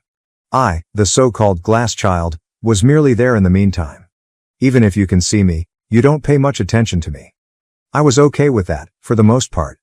I read a great deal, played video games, and kept to myself a lot. Since there wasn't really anyone else nearby to amuse me, I learned to do it myself. I didn't have to look after my siblings, at least. Some individuals talk of giving up their childhoods to care for their siblings, but I wasn't in that position. I give credit where credit is due because my parents took care of everything. However, I just went between the cracks because, unlike my brothers, I wasn't creating trouble or experiencing crises all the time. I didn't get any help because I didn't need it. I don't believe my parents intentionally did this. The healthy child becomes an afterthought when you have 4 kids who are always battling health problems. I became the quiet kid who didn't draw attention because my parents were too busy taking care of the others' medical appointments, school meetings, and hospital stays. Not in a tragic, dramatic sense, but rather in a pragmatic, we've got our hands full sense. I was invisible. I wasn't all alone. Mia and Clara were the 2 companions I had when I was younger. We clicked because they and their families were in comparable circumstances. We linked because we knew what it felt like to be disregarded and excluded. They eventually grew closer to me than my biological family ever was. After high school, we remained close, attended college together, graduated together, and finally relocated to a different state because we were inseparable. Using the fragments that our real families were unable to supply, we created our own small family. After I moved out, my parents and I didn't communicate much. We didn't talk much when I was still living there, so that wasn't shocking. Occasionally, my mother would text me, primarily to inquire about my employment or how school was going. Even if our relationship was superficial, it was better than when I was a teenager and we hardly spoke. I didn't ask for much, and I didn't expect much from them either. During one of my mom's phone calls, the disconnect really got to me. Considering that we had never phoned one another, it was unexpected. I could tell right away that something was wrong. About a year had passed since our last phone conversation, when she called to let me know the time and location of one of my sister's funerals. That was the extent of our communication. She called me this time to find out my Thanksgiving arrival time. I didn't even realize they were planning anything, so I was taken aback. We didn't have any significant family customs. I think they attempted to do Thanksgiving or Christmas maybe 3 times in my entire childhood. In my family, it simply didn't exist. I informed her that I had plans beforehand. Even if I wanted to, I couldn't just drop everything and come over because I had plans to go skiing with Mia and Clara. In addition, I would have had to purchase an airline ticket well in advance because I reside 2 states away. My mother, however, pretended that I was simply being challenging. She began guilt-tripping me by claiming that she would be by herself because my dad was traveling 2 hours to visit my brother at the facility where he is housed. I knew how she felt, but she hardly told me and thought I would just appear out of nowhere to cheer her up. She became irate and accused me of not caring about the family when I informed her I couldn't come. She hung up after I reiterated that I already had arrangements. I sat there feeling angry and guilty after the call. Suddenly, I was the bad person for not dropping everything to travel home for Thanksgiving, even though I hadn't heard from them in a very long time. There was nothing about Thanksgiving or wanting to see me as I went over old texts to see if I had missed anything. She expected me to cooperate and just threw it at me at the last minute. Later that evening, I texted her to let her know that I would love to see her and Dad after the new year, but I couldn't make it because I had a ski trip scheduled for Christmas as well. I made an effort to be kind, but she didn't respond. I remained uneasy a few days later. My mother's attempts to blame me for not returning home bothered me for some reason. She guilt-tripped me with an unexpected call, but she never told me they were having Thanksgiving. They seemed to think I could read their minds. I had already moved on and was preparing for the ski trip by that point. Clara, Mia, and I had spent months organizing it, and we were all thrilled. We were eager to unwind because it had been a long time since we had enjoyed a real holiday. Suddenly, I received an SMS from my father. I thought that was significant because he doesn't text me very often. Rather, he threatened to stop funding my college education if I didn't return home for Christmas. Since I graduated years ago, I initially chuckled. Which payments? I had to read the material again to make sure I wasn't missing anything because it was so arbitrary. I assumed he was referring to one of my siblings or was simply confused. Reminding him that I had already graduated, I texted him back. I also advised him to check his bank account because he might be duped if he believed he was still paying for my tuition. I assumed that would be the end of it and that when he found out I was no longer enrolled in school, he would feel ashamed. However, a few hours later, he texted me again, accusing me of being ungrateful and self-centered. He blasted me for not appreciating all of the sacrifices they had made for me and my brothers. To begin with, I never made any requests of them. Second, my grandma was the one who paid for my college, thus I was unaware that they were obligated to do so. She handled everything herself because she had made it clear to me that she didn't want my parents interfering with my schooling. I didn't even know what my dad was discussing. By now, I was a little angry. I understand if they're under stress with my siblings, but accusing me of something they didn't even do? That's a completely different level. I'm sorry you feel that way, but Grandma paid for my college. I'm happy to catch up after the holidays, but I already have plans, I replied by text, trying to be as courteous as possible. That should have put an end to it, but it didn't. My dad went all drama mode and texted me about how I've left the family, how I'm abandoning them, and that he's done supporting me if I don't try. By now, all I could do was stare at my phone and wonder, what's going on? Abandon the family? They hardly noticed that I had been living alone for years. Now, all of a sudden, I'm the villain because I won't abandon everything and return in time for Christmas. I couldn't stop thinking about it, even though I wanted to dismiss it. My anger increased as I gave it more thought. It was somehow my duty to make things better the moment they needed something, even if they hadn't spoken to me in months and hadn't bothered to check in or ask how I was doing. I was meant to be their fallback option, or something. To vent, I called Clara and Mia. It sounded like my parents were just using me as a guilt trip, and that was what they both said. Mia claimed that rather than wanting to see me, they most likely wanted me back for Christmas so they wouldn't feel guilty about it. As usual, Clara didn't mince words and replied bluntly, "Screw them. You don't owe them anything." My phone buzzed as I was lying there, so I chose to sleep on it and wait for it to cool down before answering again. Once more, it was my father. I felt numb as I read the brief and icy email this time. If you don't come home, don't bother coming back at all. How did we arrive here? How did we go from months of not communicating to them essentially rejecting me because I wasn't attending Christmas? It didn't seem real at all. I spent a lot of time looking at the message. I wanted to retaliate by saying something unpleasant. For all the times they disregarded me and made me feel as like I didn't even belong in that house, I wanted to confront them. Rather, I remained silent. I laid over, put my phone down, and attempted to fall asleep. Before the holidays, I didn't want to be drawn into a major family dispute. The accusations, guilt trips, and whatever else they were going to throw at me were things I didn't want to deal with. I simply left it. I woke up the following day to more texts, this time from my mother. She said little more than that they were disappointed in me, didn't know why I was acting so aloof, and hoped I would reconsider. I couldn't help but chuckle because distant wasn't even close to describing it. They were only now realizing that I had been aloof throughout my life.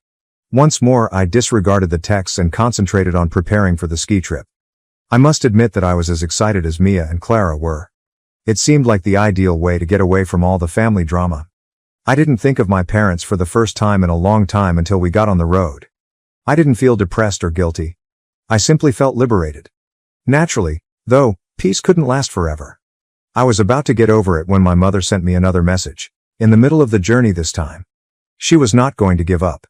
They would have to start making decisions about the future without me, something I wouldn't enjoy, she warned, if I didn't return home soon. At that moment, it became clear. There was more in store for them than Christmas. Perhaps it had to do with the house or one of my brothers. I had no idea why they were pushing so hard, but all of a sudden it became clear. They wanted me back for a more significant reason than simply having me around for the holidays. That insight was like a kick to the gut. I always assumed they were simply being needy or lonely. It was never about me, though. Not at all. What they could obtain from me was the main concern. I was finished. I assumed that everything would settle down after my parents' attempt to guilt trip me. I chose to ignore their texts, go on the ski trip, and concentrate on the fact that I was an independent person with my own goals in life. I refused to be dragged back into their world of expectations and guilt. Naturally, though, it wasn't that easy. After returning home and getting used to my routine, I got a message from Jake, my older brother. Jake and I hadn't spoken for months, so maybe not longer. I always imagined that Jake could have some understanding of me as a child. I reasoned that since he wasn't as ill as my other brothers, we may have had more. However, he was constantly too preoccupied with his own affairs. In any case, I was taken aback when I saw his name appear on my phone. His message was straightforward. "Hey, we need to talk." I wasn't feeling particularly dramatic about my family, but I wasn't sure what he wanted. I replied to the text. "Roughly what?" He gave me a call a short while later. I contemplated responding, but my curiosity overcame me. He jumped right into it as I picked up the phone, before I could even say hi. "Mom and Dad have discussed designating you as one of the boys' legal guardians when they are away." I nearly dropped the phone, I promise. For a few seconds, I just sat there in shock, my heart pounding. Was this a prank of some sort? Will they just throw this responsibility on me after all these years of hardly being involved in my life? I managed to ask, "What the hell are you talking about?" At last. Jake sighed like I was the one who was being irrational. You know how things are with mom and dad. They've got a lot on their plate with the other boys, and they're not going to be around forever. They need to know someone's going to step up and take care of things when they're gone. I could feel the heat rising in my body. Jake didn't seem to get why I was outraged. And they think that someone is me? After everything? After all the ignoring and guilt tripping, they just assume I'm going to drop everything and take over their mess? Look, I know it's a lot, but you're the only one who's really stable. The rest of us, we've got our own issues. It nearly made me chuckle. Yeah, well, maybe you guys should have thought about that before now. I didn't even know this was a thing. They never told me they were going to talk to you about it, he stated, but I figured you should know before they tried to spring it on you. I was enraged. It was no longer simply about Thanksgiving or Christmas. This was larger. They hadn't even considered talking to me until now, when it was convenient for them, and they were planning something long-term. They wanted me to take over as the responsible party after we hadn't communicated for years? Simply put, no. Trying to make sense of it, I said, so what?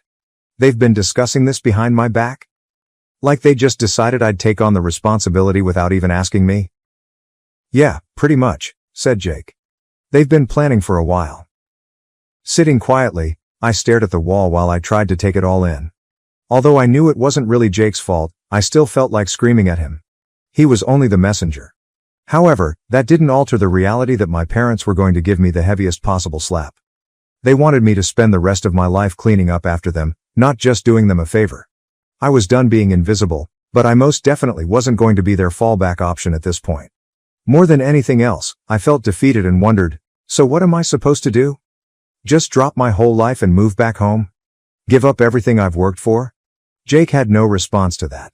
He made an effort to discuss how difficult it was for our parents to handle everything while taking care of my brothers. I didn't care though. Because I wasn't an issue, I had been ignored my entire life.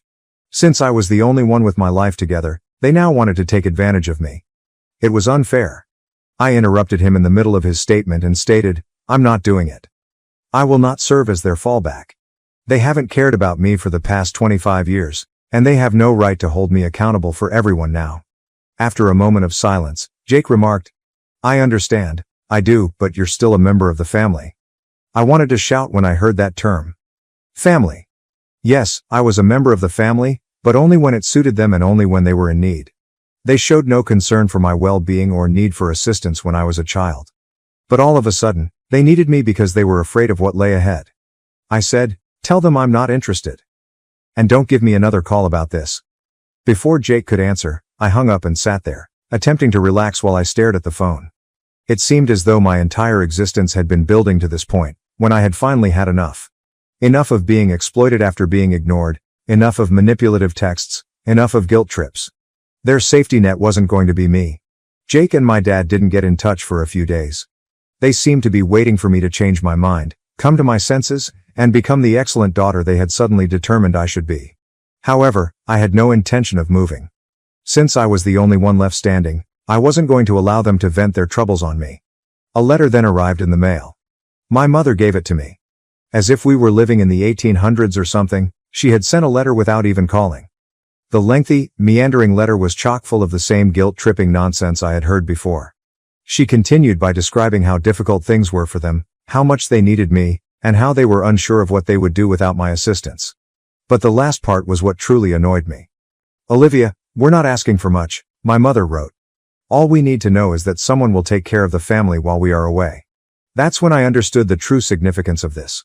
They showed no concern for me. All that mattered to them was that their mess be cleaned up after they left. Because they loved or missed me, they didn't want me back in their life. Since I was the only one who hadn't broken, they wanted me since I was practical. I tossed the letter in the trash after crumpling it up. I was finished. First update. I believed I had reached my breaking point after receiving that letter from my mother. What more was there for them to show me that I hadn't previously seen? I had already had enough of their manipulations, guilt trips, and attempts to hold me accountable for their disaster. Naturally, though, I was mistaken. It wasn't finished. Not even close. I received another call, This time from an unfamiliar number, a week or two after I threw away the letter. Something in me was intriguing, but I nearly didn't pick up. Given that I had been ignoring their number, it could have been Jake once more or one of my parents attempting a different one. In any case, I picked up. Hi Olivia, this is Sarah.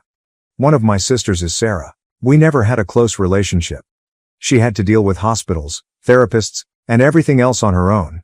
Yes, I felt sorry for her as a child, but I didn't know her well. It felt unusual to hear from her now, after everything, since we were essentially strangers sharing a house. I said, hey, unsure of the direction things were taking. Look, she began, I know that things between you and your parents have been a little difficult, but I really need you to pay attention to what I have to say. Already, I could feel my stomach dropping. I thought, more guilt, more attempts to pull me back in. Here we go. What is it? I tried to seem neutral as I inquired, but I was already preparing myself for whatever nonsense was about to happen. They're not doing well, she stated after taking a long breath. I mean, not doing well at all. The fact that no one is stepping forward to help with the boys is making them panic as Dad's health rapidly deteriorates. Olivia, they are afraid. They are unsure on what to do. I remained silent for a while. I did care. It wasn't that I didn't. I didn't want my parents or anyone else to suffer. However, I couldn't just go in and make things right for them after everything, after years of them not caring about me. Their band-aid was not me. With caution, I added, I'm sorry to hear that, but I can't just drop everything. I too have a life, Sarah. I could tell she was frustrated by the way she sighed. I understand that, but the only one who can assist is you. You know what's happening with me and the others, and Jake is barely able to hold himself together. Olivia, there isn't anyone else? I retorted, feeling my rage rising once more. Desperate because they ignored this for years. They believed that everything would simply go away, so they allowed stuff to accumulate. And now I'm responsible because I'm the one who got out and made a living for myself? Sarah, that is unfair. She said, I know it's unfair, but this is where we are. They require assistance. There it was once more. The same old shame, the same old story. They always managed to pull me back, regardless of what I did or how far I tried to get away from it. I could sense the tension rising within me, the animosity and frustration that had been building for years now reaching a head. I spoke more sharply than I meant to when I said, I'm not doing it. It is not my intention to tidy up their mess. They didn't give a damn about me when I was a child, and they certainly don't get to visit me now only for the sake of convenience. I have a life of my own. They must solve this problem on their own. When Sarah spoke once more, I could hear the pain in her voice. I understand, Olivia. I do. However, this isn't about me or you. Her words. It's about the family. It's about what's going to happen to the boys when they're gone. If we don't step up, who will? That struck me hard because it made me understand how imprisoned we all were, not because I felt suddenly guilty. After neglecting and ignoring me for years, my parents were suddenly attempting to exploit me as a means of escape. What about my siblings? Like me, they were ensnared in the center of everything. They simply lacked the strength to defend themselves. I repeated, I'm sorry, but this time I was softer. But I can't. I won't. She paused for a long time, and I could hear her displeasure over the phone. But this time, I wasn't going to give in. I was unable to. At last, she answered, okay, in a flat voice. Before I could finish, she hung up, saying, I'll tell them. For a while, I just sat there and stared at my phone, feeling guilty and relieved at the same time.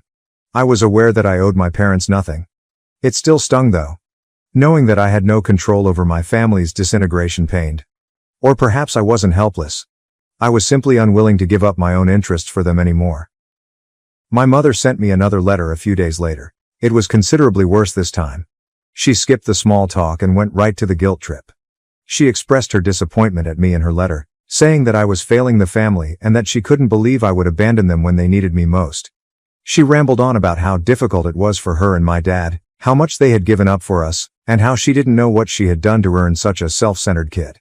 It was cruel. And it worked for a moment. I had the same old, well-known sting of guilt that I had experienced throughout my entire childhood.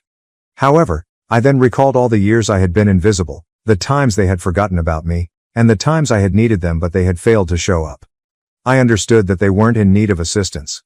Control was at issue here. In order to make me feel as though I owed them something, they attempted to entice me back into their web. However, I no longer owed them anything. Like the last letter, I ripped it up and threw it in the garbage. I was finished. I had had enough of being their pawn. I had had enough of being manipulated by them. Now that I had my own life, I wasn't going to let them take it away. I banned their numbers the following day. To be safe, I also blocked Jake. Although it wasn't a simple choice, it was the only one that seemed correct. They couldn't continue to bring me down and make me feel like I was to blame for their issues. They had to live with the decisions they had made. I felt free for the first time in a long time. Second update. It was a relief to block their numbers, as if a burdensome burden had been removed. I was in charge of the issue for the first time. I wasn't sitting there anticipating a surprise call from Jake or another guilt-tripping message from my mom. It was calm and quiet. Naturally, though, that didn't last. A knock on my door occurred a few weeks later. I assumed it might be a delivery, but I wasn't expecting anyone. My mother, standing on my porch as if she had every right to be there, was there when I opened the door. How she found me is a mystery to me. Although I hadn't been hiding, I didn't anticipate her showing up at my house. She appeared older, I suppose, or perhaps it was simply the tension. In any case, it was evident to me that she had not had an easy time. I didn't feel sorry for her though, no more. "Why are you in this place?" I asked, trying to sound as composed as possible. She took a while to respond. She simply remained there, staring at me as though she hadn't seen me before. At last she said something. "Olivia, we need to talk." I let out a sigh. "No, we don't at all. Everything I needed to say has been spoken. I've already decided." She took a step forward as if she were about to enter, but I blocked her path by standing in the doorway. I didn't want to give in to her and allow this to become just another guilt trip. She said in a gentler voice, "Please, just listen. Your dad is becoming worse. We don't know how long he has left, and he keeps going in and out of the hospital. Olivia, I'm at a loss for what to do." The card she had been waiting to play was finally there. The card that says, "Your father is dying." Although she didn't state it directly, I could tell she was implying it. I'm not cold-hearted. I didn't want my father to be in pain. However, I couldn't just abandon everything and run to their side after everything they had done to me. "I'm sorry," I murmured, attempting to sound calm. "But this isn't my problem. You and Dad have had years to figure this out. You can't just show up now and expect me to fix everything." She gave me the impression that I had slapped her. "I'm not asking you to fix anything. I just need you to be there for the family." "For the family?" I said again, nearly giggling. "What family? The one that ignored me for 25 years? The one that only talks to me when they need something? That's not a family, Mom. That's just manipulation." Her eyes grew wide, and I briefly believed she was going to disagree with me. Instead, she simply broke down in tears, right outside my door. I had no idea what to do when she started crying. I couldn't stand by and watch her cry, but I also couldn't invite her inside. "Look," I continued, now speaking more softly. "I get that this is hard for you. I really do. But I'm not your backup plan. I'm not the person who's going to come in and make everything okay. You made your choices, and now you have to deal with them." She looked up at me after wiping her eyes. I could see the despair beginning to give way to rage. "We did the best we could, Olivia. You don't understand what it was like, raising all of you, dealing with everything. We didn't have time for you because we were trying to keep everyone else alive." The excuse was there. I had heard the same justification countless times before. I stated, "And that's not my fault," in a firmer tone. "You made the choice to have 5 kids. You made the choice to focus on everyone else and leave me behind. That was your decision, not mine. And now you're trying to make me feel guilty for it. I won't do it, Mom. I won't." She stared at me for a long time without saying anything, as if she had forgotten who I was. Perhaps she didn't. Perhaps because I wasn't causing any issue, she still thought of me as the tiny child she could ignore. However, I was no longer that child. I had had enough of being invisible. At last she said something. "So that's it? You're just going to turn your back on us?" I gave a headshake. You turned your back on me a long time ago. I'm just finally walking away." Regarding that, she had nothing to say. She simply turned and left, making her way back to her vehicle. I experienced a peculiar spectrum of feelings as I watched her leave. There was a sad part of me, to be sure, but the majority of me felt liberated, as if I had finally let go of something I had been holding onto for years, something I should have done years ago. I went back inside after she left and sat down to attempt to take in what had just transpired. I had lost my anger. I wasn't even injured. I had just finished. I'm over the manipulation, the guilt, and the never-ending sense that I'm not good enough. They weren't going to rely on me. I wasn't going to be the last thing they tried. I wasn't going to let them bring me down any longer. I had my own life to live. It was quiet for the following few weeks. I received no correspondence, no calls, and nothing else. To be honest, I hadn't felt this good in a long time. I concentrated on my life, my friends, and my job. I wasn't watching over my shoulder to see when they would send me another message. I had moved past the shadow of their expectations. Then, perhaps a month later, I received an email from Jake, not my parents. It was brief, just a few sentences, but it conveyed all the information I required. Dad died last night. I believed you ought to be aware. I looked at the email for a while, unsure of how to react. I knew this would happen, so I wasn't shocked. However, I also didn't feel depressed. To be honest, I didn't feel anything. I considered answering. I considered giving Jake a call to see how he was doing and perhaps to give my sympathy. I later understood, however, that this was really a new phase in the same cycle, another opportunity for them to re-engage me. And this time, I wasn't going to be duped. Without responding, I dismissed the email and carried on with my day. I had finally come to terms with the fact that I was no longer a part of their universe. Thank you for watching. If you haven't subscribed yet, please do so and hit the notification bell to stay updated with more shocking real-life stories happening around you. My pregnant wife became obsessed with the gym. I checked her phone and discovered explicit text with a guy from the gym. Original post. My wife is 30 years old and she's always worked out and been in shape, but lately I feel like it's becoming excessive. She used to regularly work out at a gym when she was in college. At some point she stopped going to the gym, I think lately just due to her schedule, and preferred to work out at home or go for runs outside. About 18 months ago she announced she was going to get back into the habit of going to the gym. She now has a job where she's able to make more time for it. It started off normal, but slowly became more and more frequent. She signed up for classes on the weekend, both days. She started going to the gym every day, then it became the morning before work and then again later in the evening, every single day. If she's stressed, she goes to the gym. Experience some sort of life crisis, she immediately heads to the gym. We have an argument, run to the gym. She's 4 months pregnant right now.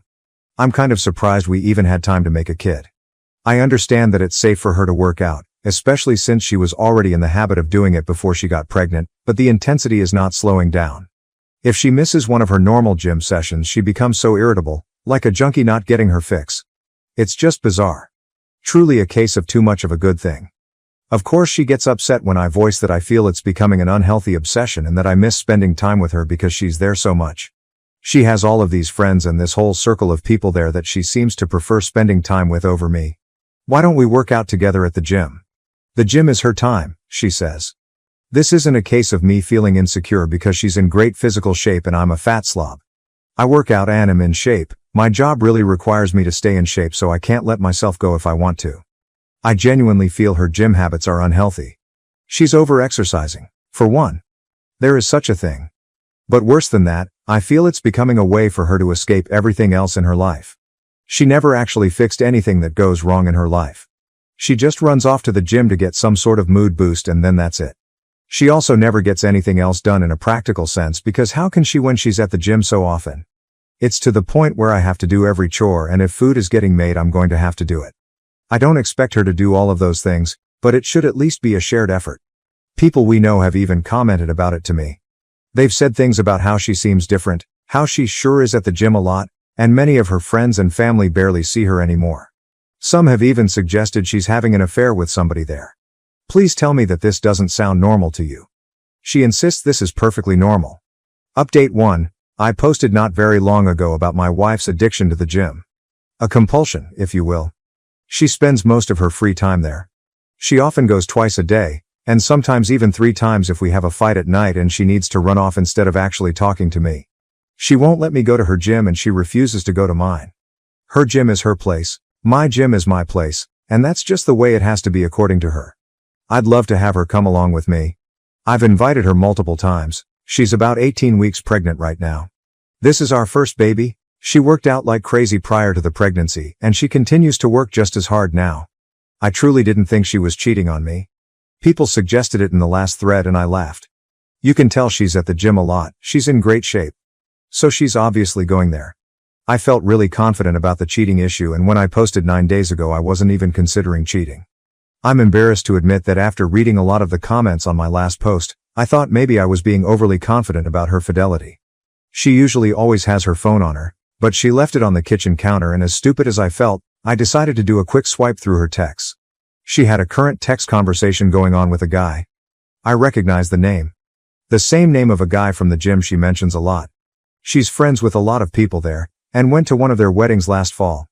I wasn't too terribly concerned until I started reading the texts. Never wanted to know what the guy's dick looked like, but I know now.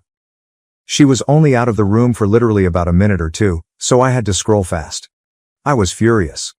I asked her what the fuck that conversation was about. She started yelling at me for looking at her phone. I told her she's acting so weird and the gym obsession was really bothering me, so I just decided to look, and was ashamed that I did, but I thought I'd find nothing at all. She said, it's nothing, didn't look like anything to me. She sure seemed pretty interested in this nothing.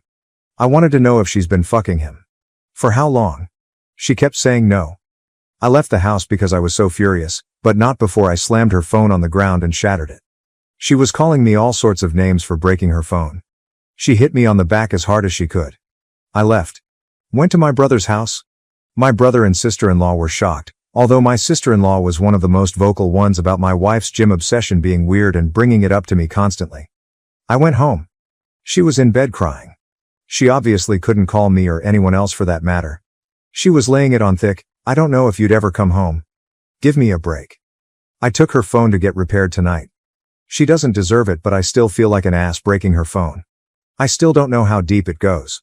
She won't admit to anything beyond what I saw. Was it sexting, bad enough, or more? I'm convinced it was a lot more, but she refuses to hand over her phone and is now trying to act like I'm this terrible monster who is abusing her because I broke her phone. Not my proudest moment, but I honestly wanted to body slam her after she punched me. I have never and would never actually touch her like that. Update 2. My wife admitted to an affair. Not sure if posting something in my profile will be seen by anyone, but I don't feel like making another update in a subreddit. Today my wife asked me to stay home from work so we could talk. She laid in bed all day yesterday trying to make me feel sorry for her, but I paid absolutely no attention to her and ended up leaving the house to go to my family's Super Bowl party. I wasn't in the mood to go, but I wasn't going to sit at home with her. It really bothered her that I left. She kept texting me things like, who just leaves like that? When something like this is happening, who is that cold and callous that they just leave to go to a party? I stayed home today to talk to her. She was full of tears. She's so sorry. According to her, she really was going to the gym twice a day because she likes going there. That's where her friends are, makes her feel good, it's fun for her. She met this guy there and he started flirting with her. Everyone likes him? He's one of the most popular guys there. I didn't realize there were popular people at gyms. She admitted that she flirted back but didn't mean anything by it. She didn't reciprocate very much at first, but he gave her butterflies. And she just found herself flirting back without thinking. She said it felt like she had a crush on somebody when she was in school when she was younger. They started texting. At first it was just friendly and nothing sexual for several months, but she'd feel giddy every time she got a message from him. She was really attracted to him, but told him that she was married and there could never actually be anything between them. According to her, he kept flirting with her anyway and said, sure, we won't cross the line. Until they did cross the line. She said she had tried to resist it for a while, but then one day they kissed. She admitted to enjoying it but also feeling that it was wrong. She must not have felt that bad because she slept with him for the first time later that night. She described it like falling in love with somebody for the first time. All she could think about was him. Is she in love with him? She doesn't know. Is this baby mine? She thinks so, but there's always a small chance it could be his. He always uses a condom so she doesn't think it's his baby, but they were sleeping together at the time she got pregnant. She loves me. She can't help that there's just this huge spark between the two of them. She doesn't know if she loves him. She doesn't know if the baby is mine. She doesn't know why she did this. She doesn't know what she thinks we should do. The nail in the coffin is when she said, you would really leave me if it's not your baby, would you? She had the balls to ask me that. I told her of course I'm leaving her and I wouldn't raise another man's child. She seemed shocked. She said, really? With everything we have and all our history, you wouldn't even consider it? She can't be serious. I told her no, I would never consider it. She agreed to get a DNA test. She tearfully agreed, like I'm supposed to feel sorry for her about it. I don't know who this woman is. She was crying the whole time, but not tears of an ashamed or sorry person. They were tears for herself and meant to try to make me feel bad. Feel bad for what? That her heart is apparently so torn? Relevant comments, additional information. Oop. She's ruined my life, but I just feel numb right now. I barely feel anything at the moment. It would have been bad enough for her to have an affair and cheat on me. But she couldn't have stopped when she found out she was pregnant. At least I could have walked away if it wasn't for this pregnancy. Maybe I still can, but I won't know for sure until I get some test results. She's almost positive the baby is mine. I'm stuck dealing with her forever then. My child will grow up with divorced parents. Their mom will be on the gym bike. Maybe she'll even take off to live near her family and take my kid with her. Oh, but then she couldn't be near the guy who gives her butterflies and fucks her in gym changing rooms. The thrill, the excitement, how can I even blame her?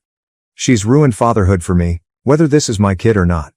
If by some chance this isn't my baby and I'm able to completely break free, how will I not think of this one day when I start a family? I was so fucking happy to have this baby with her.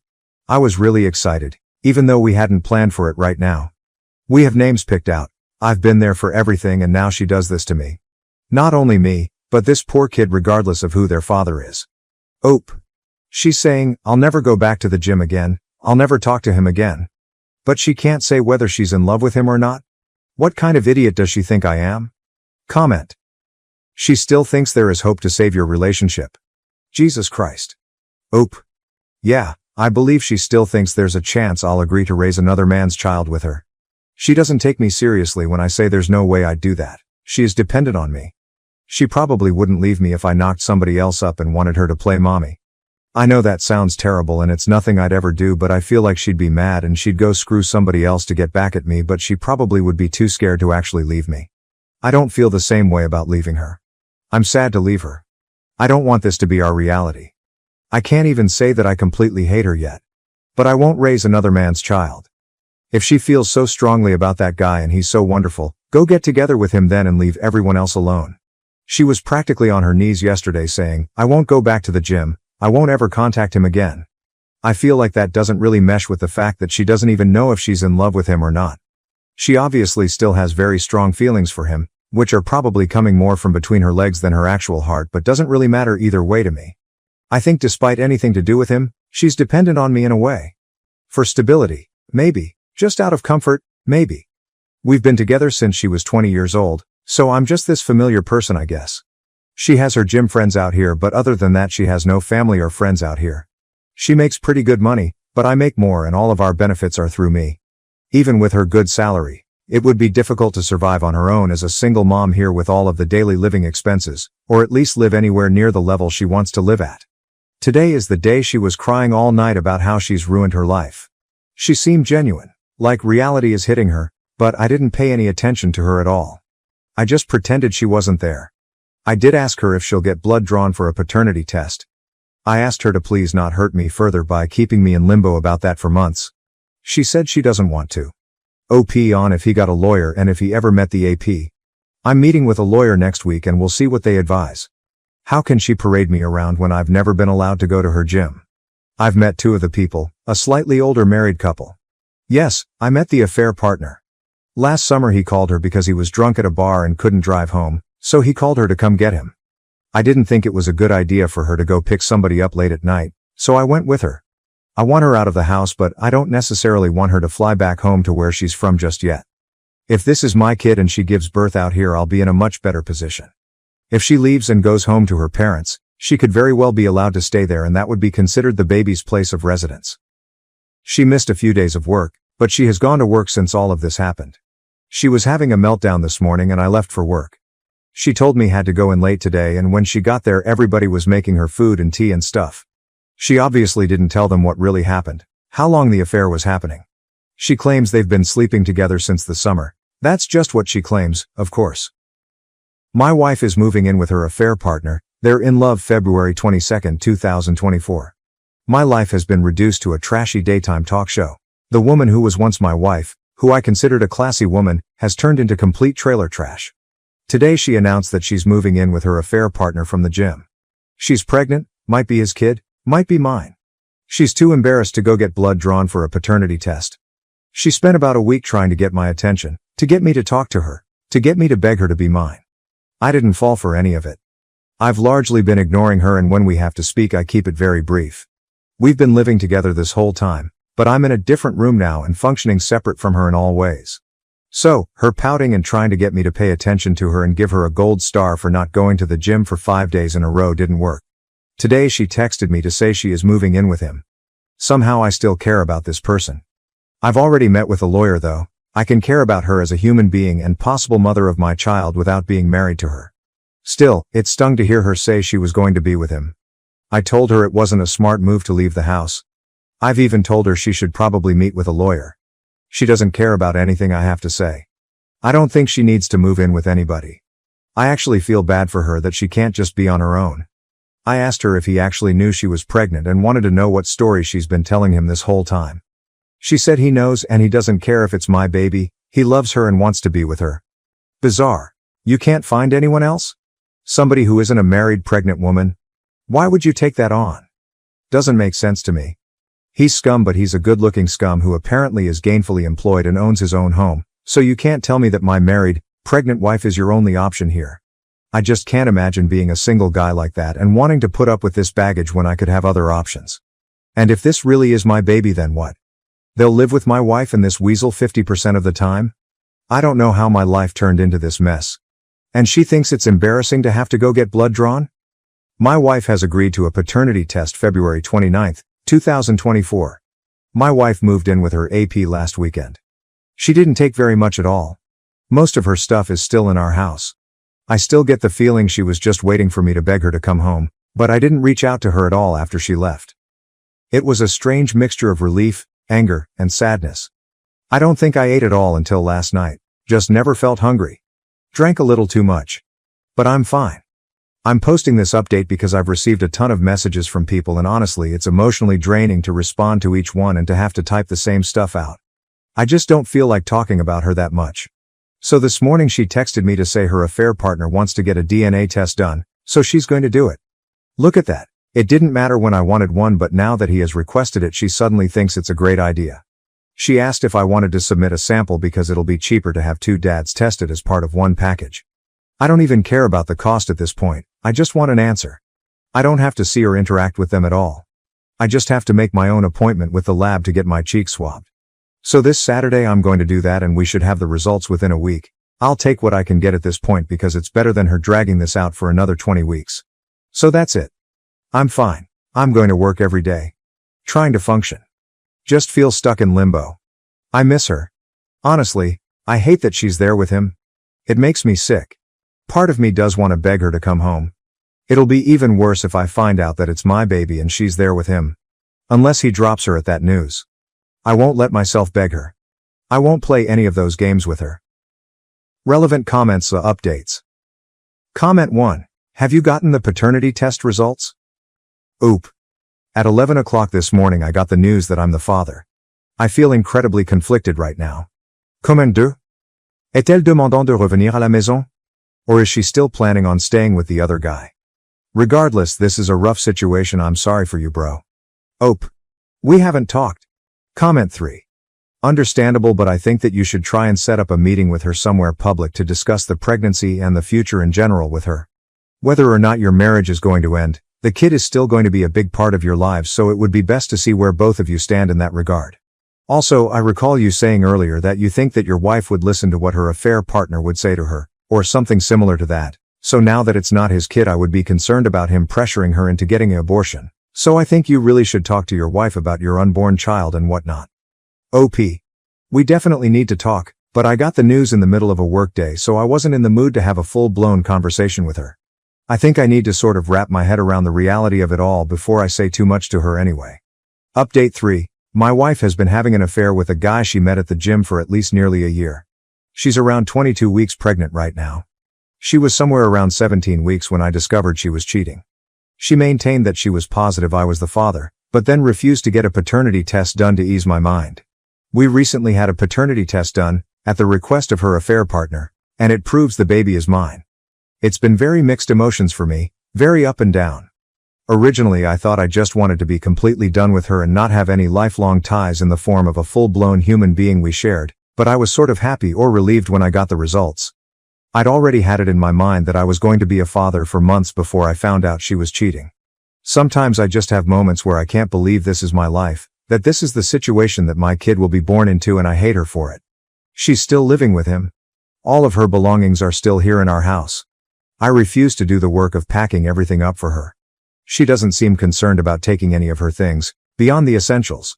After we got the news that I'm the baby's father, she texted me to say she's glad I'm the father and that she knows I'll be a great dad. She was texting me new baby name ideas last night. She's tried calling, but I ignore the calls. I only speak with her via text. This morning she asked if she could come by and get a few things. I told her it was fine, as I've been advised by my lawyer to not prevent her entry from the home, but I told her that he better not be with her. So who shows up with her? The scumbag boyfriend. He walks right on into the house behind her like it's no big deal. She ran upstairs to get the stuff she wanted, and he and I were just left standing there in the living room. He told me it wasn't her fault that he was there. She told him I didn't want to come, but he forced his way along. He wanted to talk to me, supposedly, to tell me he understands how I must be feeling.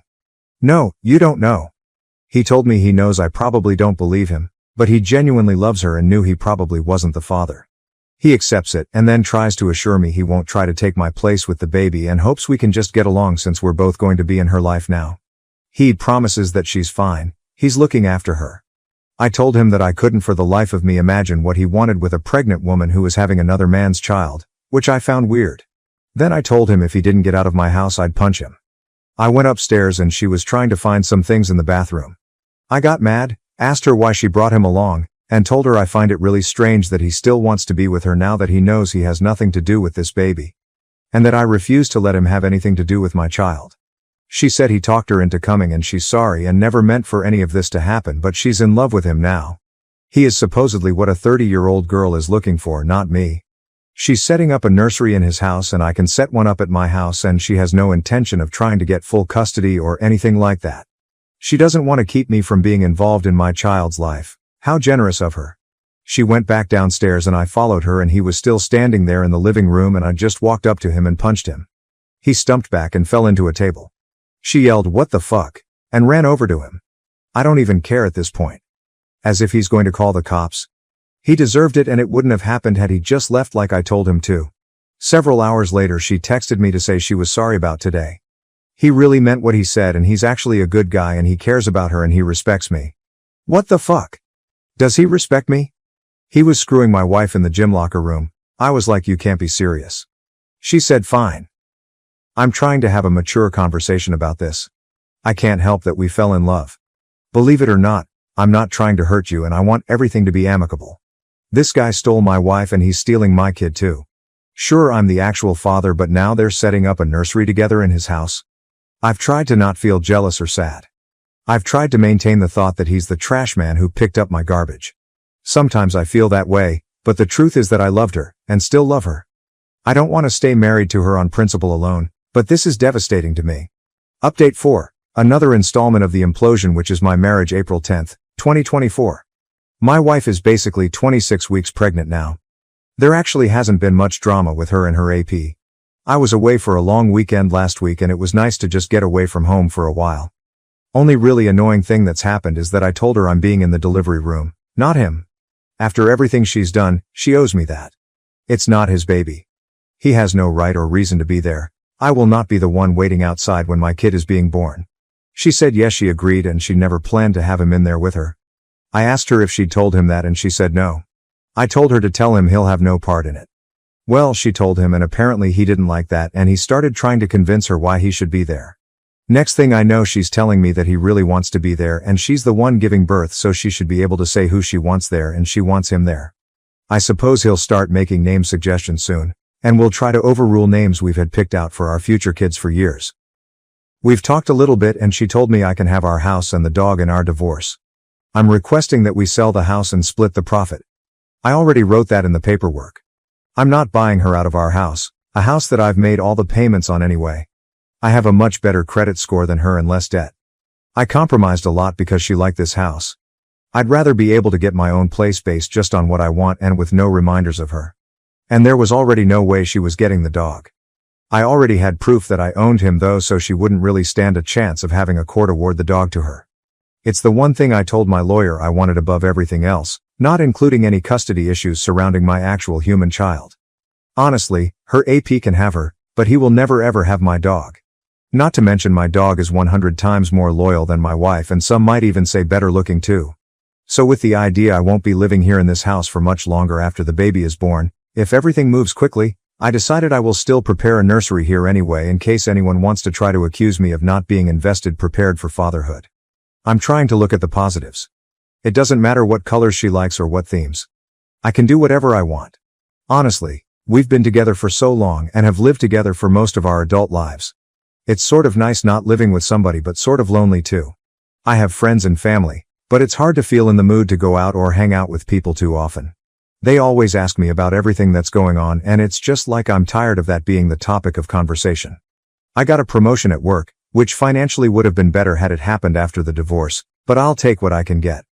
I feel like I'm living in this limbo right now, and a lot of what I do is always framed around, how will this affect me in the divorce?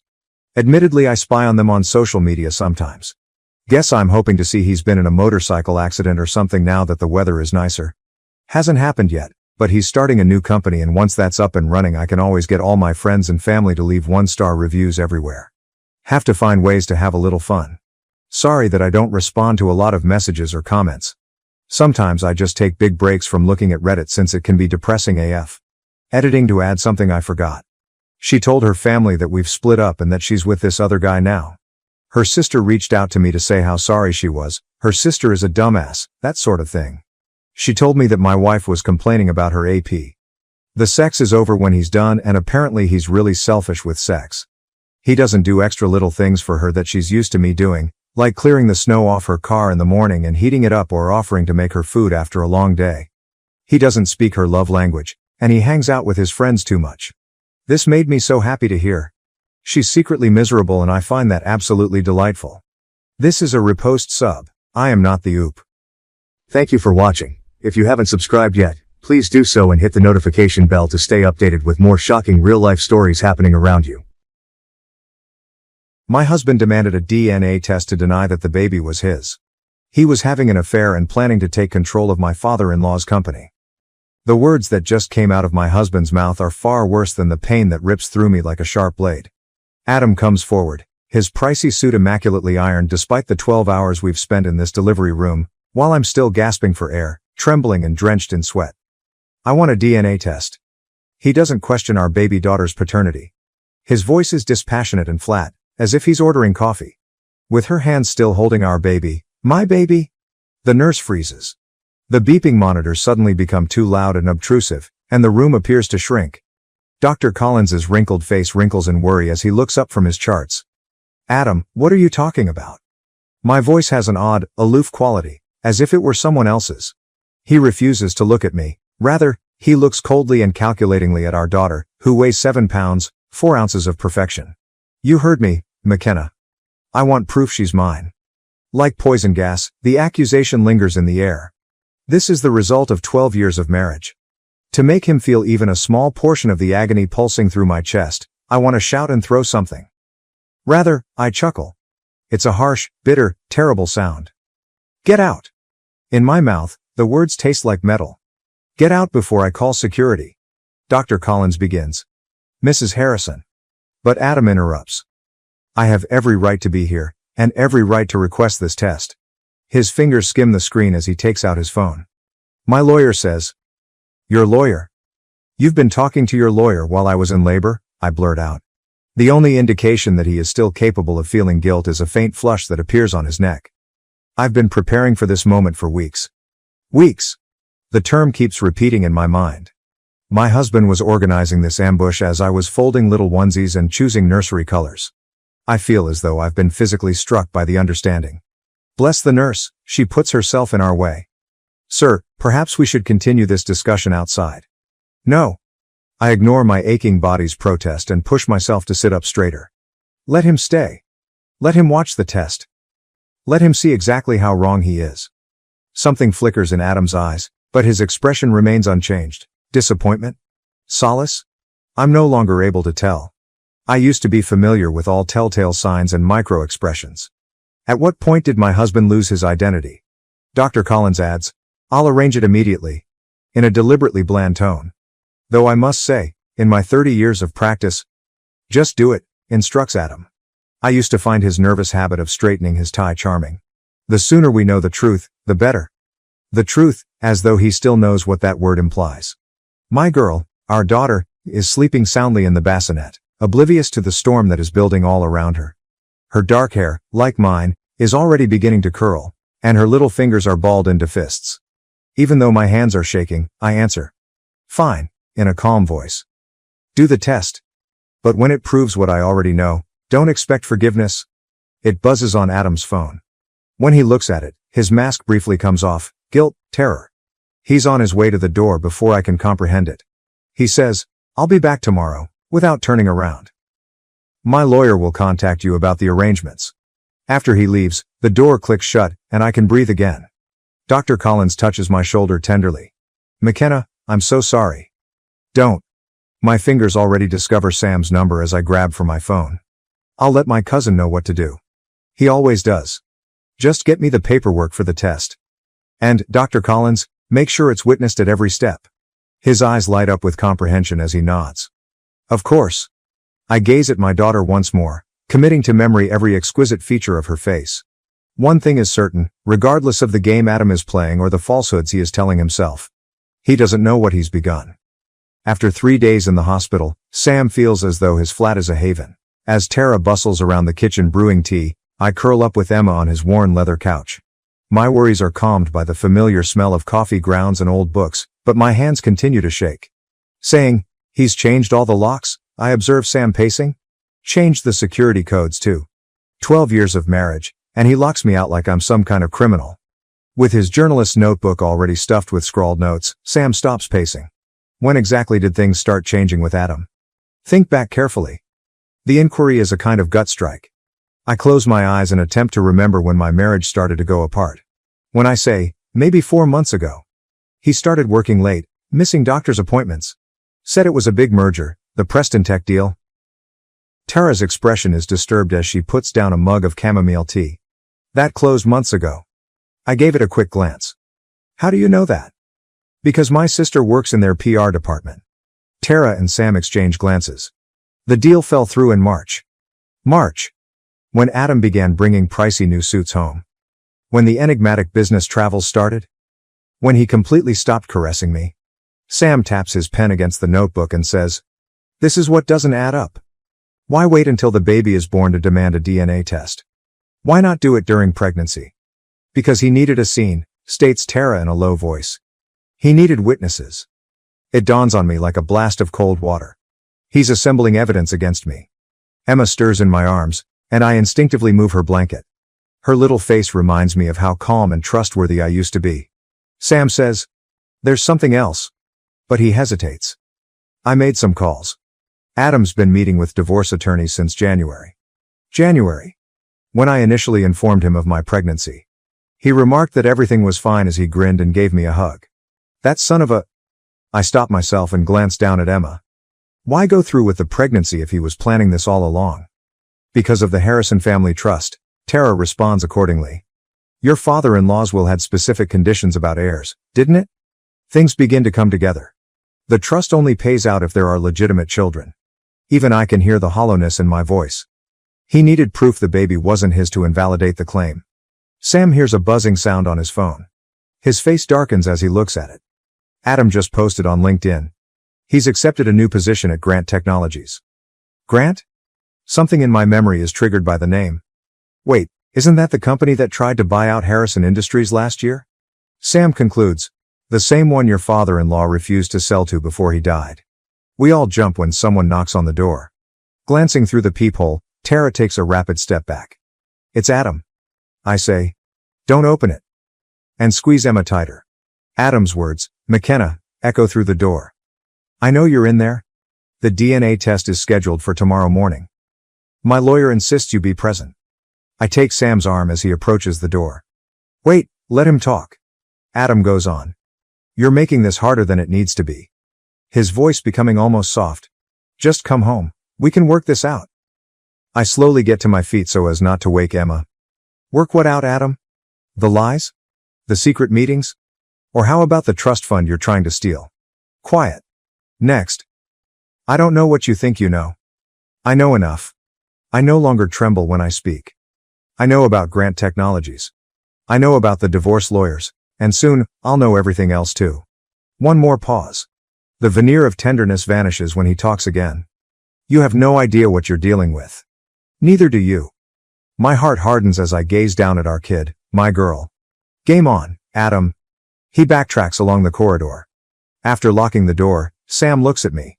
What's the plan? I take my phone out and go through my old contacts until I locate the one I need. First, we find out everything we can about Grant Technologies. And then, I hit the dial. We call in some favors. Before a recognizable voice responds, the phone rings again. Dr. Collins, I need your help with something. With a somber expression, Dr. Collins slips the phone across his desk. These messages were automatically backed up to the cloud account you shared. I thought you should see them. When I take up the smartphone, my hands shake. 3:47 a.m. is the timestamp displayed. I went into labor 2 days prior. The message says, everything's arranged. Once the test results come back, she won't have any claim to the trust. Make sure you stick to the plan. Adam has responded. She suspects nothing. Just keep your father focused on the merger. Evelyn Grant, says Dr. Collins in a low voice. Daughter of Marcus Grant. I find the name to be bitter. Last year, he attempted to compel my father-in-law to sell his business. With his journalistic instincts taking over, Sam leans forward. The same Marcus Grant who mysteriously acquired 3 board seats after your father-in-law's death. I continue to scan through texts, each one getting worse. Plans, meetings, and personal information that makes me queasy. Since January, when I informed him about the pregnancy, they have been dating. When Sam says, the timing's not coincidental, Grant Technologies announced their hostile takeover bid last week. With Adam's help, they'll have controlling interest in Harrison Industries unless there's a legitimate heir. The parts fit together perfectly. That's why he needs the DNA test, to show Emma isn't his. It's not about the baby at all, it's about the company. We are interrupted by a knock. Tara enters with a pallid face. Adam's here, with lawyers. Even though my heart is racing, I make myself remain composed. Let them in. Adam walks in with 2 suits that probably cost more than my yearly income, as if he owns the place. He's wearing a tie I've never seen before, and he appears colder and sharper. Dr. Collins begins. This is a private medical facility, but Adam interrupts. We're conducting a paternity test that my client has every right to oversee. The senior attorney takes the stand. We have concerns about potential tampering. I chuckle. I'm unable to stop it. Tampering? That's rich, coming from you. Adam's mouth clenches. Careful, McKenna. You're already facing potential fraud charges. I hold out the phone and ask, if what? If these messages somehow become public? The ones showing you and Evelyn planning to steal your father's company? He becomes motionless. I catch a glimpse of genuine terror in his eyes. You had access to your private messages? On our shared cloud account? I get to my feet, my rage giving me courage. The one you forgot to disconnect when you were so busy planning your little corporate takeover? Something is whispered in Adam's ear by the younger attorney. His expression gets gloomy. He responds. This changes nothing. But his tone falters. The test will proceed exactly as planned. Dr. Collins cuts in. Under my supervision. With witnesses present, unless you'd prefer to explain to the board why you're colluding with Grant Technologies while serving as Harrison Industries CFO. Sam moves forward while Adam's hand fumbles with his phone. I wouldn't. My article about corporate espionage at Grant Technologies goes live in an hour. Fascinating stuff about insider trading and family betrayal. Adam responds, you're bluffing, yet his forehead is dripping with perspiration. I approach while speaking quietly. You want a war, Adam? Fine. But remember, you taught me everything about corporate finance during those late-night strategy sessions. Everything. McKenna? And I learned something else from you too. I show him his most recent communication to Evelyn, which has to do with love and the words, forever always. Keep receipts. The attorneys look at each other. His throat is cleared by the elder. Perhaps we should discuss terms. No terms, I respond, observing Adam's flawless exterior crumble. No deals. You wanted to play dirty? Let's play. But remember, you're not just fighting for money anymore. You're fighting for survival. Adam's shoulders are stiff with rage as they depart. Sam lets out a faint whistle. That was just the beginning? I finish sitting back down as my legs threaten to give out. Doctor, how long till the test results, Collins? 24 hours, he adds, closely examining me. Are you certain of this? After we begin? I'm sure. I glance at the picture of him and my father-in-law at the medical school graduation that is on his desk. He made the incorrect decisions. I'm not going to make the same error. Squeezing my shoulder, Sam asks, what comes next? I take out my personal phone and navigate to a number I never would have imagined using. We then speak with Evelyn Grant. She has to find out what sort of man she's actually interacting with. I feel small as I adjust Emma's carrier on my arm, trying to see my reflection in the polished marble of the Grant Technologies lobby, which gleams with wealth and power, all steel and glass reaching toward the sky. I'm wearing one of Adam's favorite suits, the one he bought me for board meetings, and it fits differently now, but the armor is what counts. The receptionist says, Miss Grant is in a meeting, without even looking up. Tell her McKenna Harrison is here, I add, keeping my voice calm, with her fiancé's baby. Her head shoots up, eyes widening as she takes in Emma's dark hair, which are much like Adam's, and the clicking of keys stops. After 5 minutes, I find myself seated across from Evelyn Grant in her corner office. She is younger than I thought she would be, and her engagement ring, which is 3 carats and princess cut, is perfectly polished, resembling the one in Adam's browser history. But her hands betray her, squeezing a pen until her knuckles turn white. I don't understand, she says. Adam never mentioned a wife. A baby. Emma fusses, but I handle it with practiced ease. Funny how those details slip his mind when he's planning corporate takeovers. Color fades from her face. You can't prove, she says. With screenshots visible, I move my phone across her desk. I can, in fact.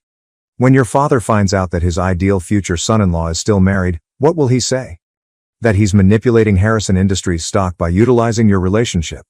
She says, you're lying, but she's already reading, swiping through messages with her immaculately manicured finger. I go on, observing her expression. The DNA test is tomorrow. Adam seems pretty certain about the results, almost as if he knows something I don't. She looks up abruptly, and her eyes flicker with dread and recognition. Sam's text makes my blood run cold, and my phone buzzes. The lab was broken into yesterday night. Security footage was deleted. Evelyn murmurs, he wouldn't, more to herself than to me. Your father's company stands to gain millions if Harrison Industries falls, I declare, leaning forward. And Adam stands to gain everything, unless there's a legitimate heir. When the pen she is holding breaks, ink spills down her immaculate desk calendar, discoloring both merger dates and wedding venue appointments. Get out, she says tremblingly, before I call security. I slowly stand up, drawing Emma next to me. What's funny, do you know? 5 years ago, he purchased the same ring for me. Promised me the same thing indefinitely. Utilized the same pet names as well. I said, get out. I whisper. Check his phone. The one he keeps in his gym locker. The one that conveys genuine messages.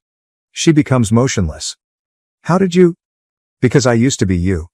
Young, in love, and sure that he was unique. I make my way to the door, then stop. Oh, and Evelyn, pay attention to his left eyebrow when you confront him. When he lies, it quivers. On her broken face, the elevator doors close. It's done, I text Sam, my hands shaking. Begin the second phase? He responds right away. Tara's lab contact verified attempts at manipulation.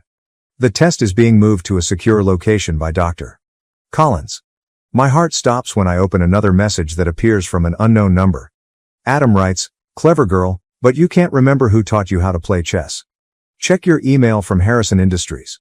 The creative accounting remedies you assisted me with last year are going public, or you have an hour to leave the board. It's your turn. My stomach churns as I realize how long Adam has been plotting this. I stare at the screen, remembering late evenings spent poring over spreadsheets, following his advice, and signing agreements he swore were regular. I see my father-in-law's fortitude, my own resolve, and something else, something Adam never understood about the Harrison legacy, in Emma's face as she stirs, her little fingers capturing my finger. I call Dr. Collins. How soon will you get access to last year's original audit files? Already done, he responds. And McKenna, I discovered something intriguing in your father-in-law's personal documents. It has to do with a backup plan. I'm grinning for the first time in days. Tell me everything. The game is only getting started. With its clean whiteness and security cameras monitoring our every step, the safe lab feels like a fortress. Dr. Collins stands at the testing station, his face impassive while Adam's lawyers hover close, and Emma sleeps in her carrier, unaware of the tension that permeates the space. Dr. Collins says, "All parties will remain present, and the results will be available in 30 minutes. With mascara smearing her cheeks and her flawless poise ruined, Evelyn storms in as the door flings open. "You're a jerk." Adam takes a step back, his self-assured facade falling off. "Evelyn, this isn't the locker at the gym." She throws her phone in his direction.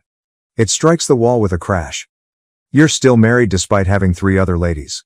The lawyers look at one another in panic, and one of them grabs for his briefcase, but Sam stops him. "Until we hear those results," he continues softly. "Nobody leaves." I had forgotten Adam's uneasy gesture until he straightened his tie. "This is absurd." "Whatever you heard from McKenna." "She didn't have to tell me anything," Evelyn murmurs. "Your friend Marcus was quite helpful once I showed him the real numbers behind the Grant Technology merger." Adam's face loses color. "You didn't." "Daddy's on his way," she replies, her smile harsh and cruel. With the SEC. A message from Tara says, "Security footage recovered, lab break-in suspect identified." My phone vibrates. I slide the phone to Dr. Collins, who stares at Adam's younger lawyer and begins to perspire after examining the picture. Dr. Collins remarks, "Interesting?" "Very interesting indeed." I can see Adam's eyes flit between us, calculating that expression he gets when he's about to give up a piece to keep his game alive. "The accounting discrepancies," he continues abruptly. "All of which McKenna approved. She bears equal responsibility." With the exception of the backup plan, I interrupt, observing his expression. "The one my father-in-law left with Dr. Collins prior to his passing." Adam becomes motionless. "What?" "Adam, he was aware. Concerning the embezzlement. Concerning Grant Technologies. Including your attempts to access Emma's trust fund before she was even born," I reply steadily. "He documented everything." The senior attorney clears his throat, saying, "Mr. Harrison, maybe we ought to stop talking." Adam utterly loses his cool and turns to face me, his fists clenched. "You're playing a bluff. Richard never did." "Your father trusted me," whispers Dr. Collins quietly.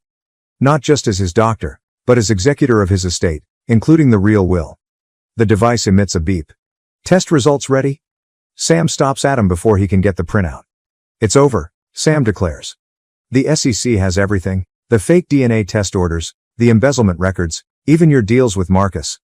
Adam backs away from the door when he hears heavy, deliberate footsteps echoing in the hallway. "McKenna," he attempts, his tone lessening to that well-known deceptive one. "We can still make this right. For Emma's benefit." "Don't you dare use our daughter as a bargaining chip," I shout, my words blazing like venom. The door opens, and Marcus Grant comes in first, followed by 2 SEC agents, while Tara records everything with her phone. One agent says, "Adam Harrison, you are being investigated for securities fraud." The events that follow are shown in slow motion. Sam yells something about betrayal, Adam rushes toward the emergency exit, the younger lawyer blocks him, and Emma sleeps soundly through it all, oblivious to the fact that her world is turning on its axis. Dr. Collins holds out the test findings while touching my arm. "Are you curious?" I look at the paper and go back to all the times I questioned whether Adam was telling the truth or if I had failed as a mother or a wife. As I watch the SEC agents handcuff my spouse, I finally respond, "No, because the outcomes are no longer important. She is my daughter. I only need to know that." Marcus Grant walks toward his tomb. "Mrs. Harrison, your testimony is required tomorrow." I interrupted, drawing Emma next to me. "I'm taking my daughter home right now," and as we go, I hear Adam yelling my name, desperate now, realizing what he's lost, and I don't turn back.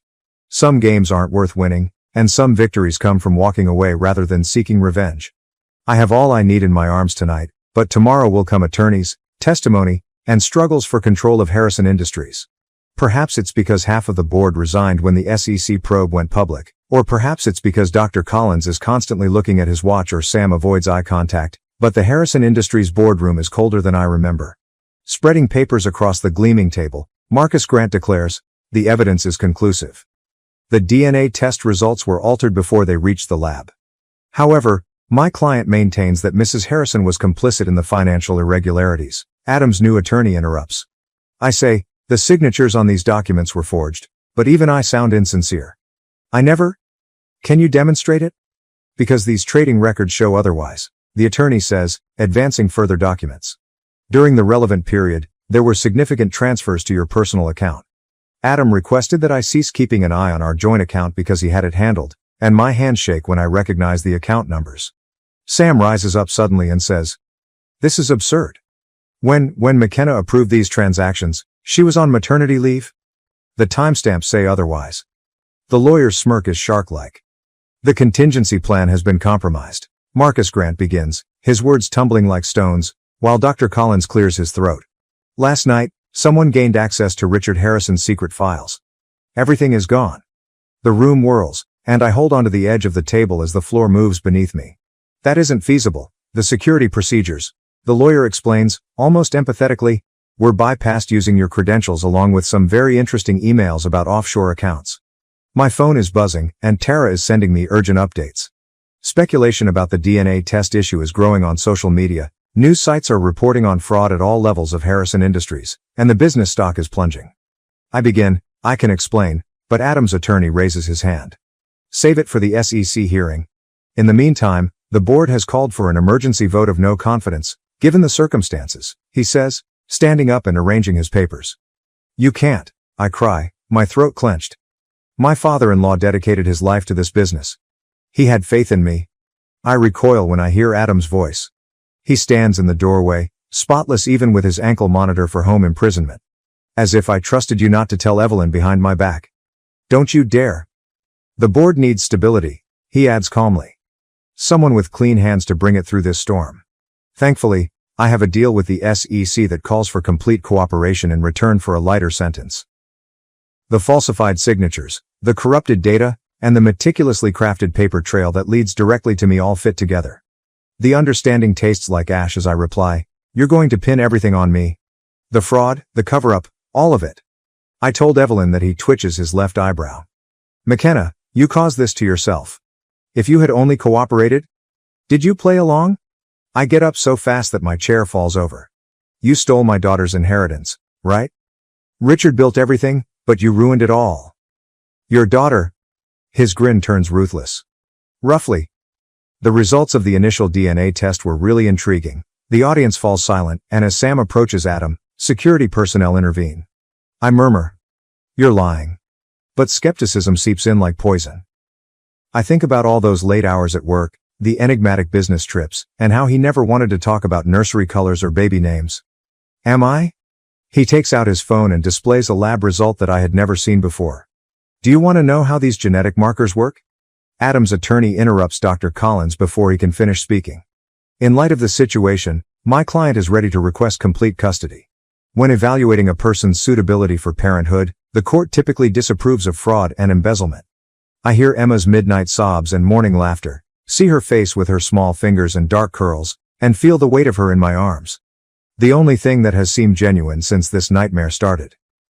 "The board votes in an hour," Adam replies quietly. "So step down immediately. Give us your shares, and we might be able to set up supervised visits." I sway and Sam takes my arm. "McKenna, don't." My vision is blurring though, and I'm already reaching for the resignation letter. Sometimes surrendering isn't about giving up. Sometimes it's about buying time to fight in a different way. Sam stands guard at the door while Tara works her magic on the computer, and Dr. Collins's office feels strange at midnight, with shadows creeping across his father's medical degrees and the steady hum of backup generators masking our footsteps. "Found it," she murmurs. "The original backup of the server. During the purge, Adam's crew didn't notice it. When I put in the flash drive Richard Harrison gave me years ago, his insurance policy, which I never imagined I'd need, my hands trembled." "How much time?" Tara's fingers dart across the keyboard as she says, "If your father-in-law's passwords still work, it will take 10 minutes to decrypt." Adam stands with 2 security guards on either side of him, his ankle monitor glowing accusingly in the dark as the door slams wide. "I knew you'd try something desperate." He straightens his handcuffs and enters. "How about breaking and entering? That will appear awful during the custody hearing." Sam shifts between us. "How did you discover?" Adam's eyes do not meet his smile. "Dr. Collins isn't as devoted as you believed. Everybody has a cost. Like the cost of Evelyn? Or was she just another stepping stone?" The words have a harsh bite. For a moment, he loses his composure. "You don't understand what's at stake." Tara whispers. 7 minutes, behind me. Adam narrows his gaze. It won't matter what you're attempting to recover. Tomorrow morning, the board will cast its vote. Your resignation has already been handled. As I watch the progress meter crawl, I remark, the funny thing about resignations is that they're not valid if they were signed under duress or if the person requesting them is engaging in fraud. He chuckles, but there's a hint of doubt. You can't prove anything. 5 minutes, replies Tara. Adam gives the guards a signal. Stop it. Now. Wait. I take a step forward and play my final card. The actual DNA is the outcome. Bring them to me. We've been through this. Either show me, or I'll send the SEC whatever we discover. Each and every email, each and every transaction, each time you meet with Marcus Grant. He twitches his left eyebrow. You're bluffing. 3 minutes, declares Tara. Sam stiffens, prepared to step in as the guards approach the computer. She's yours. Everyone is frozen in place by Adam's comments. The actual test, the DNA test. It demonstrates you own her. I needed leverage, so I changed the outcomes. I just sense clarity, even though the admission should be painful. In any case, you never desired her, did you? She was merely another resource to manage. 2 minutes. At last, Adam's facade breaks. You believe this has to do with a baby? Richard promised me authority and control when he appointed me CFO, and that's what this is all about. I whisper. He promised you a legacy, not a kingdom to steal. 1 minute. Adam jumps for the computer, but Sam stops him while Tara covers the screen. Amidst the confusion, a phone that I've never seen before falls out of Adam's pocket, and I quickly find the messages. Talks with Marcus Grant, plans to steal parts from Harrison Industries, and more, emails from Dr. Collins. With a triumphant "It's done," Tara declares, everything's decrypted. Adam becomes motionless. You don't want to open that file. However, I already am. The room is filled with the voice of Richard Harrison, who made a video confession only days before he died, naming people, outlining plans, and revealing one more surprise. Finally understanding, I tell Adam, Richard changed his will before he died. The company was never yours to steal. Emma was left in charge of his interest. Impossible, Adam, trembling, adds. She wasn't even born.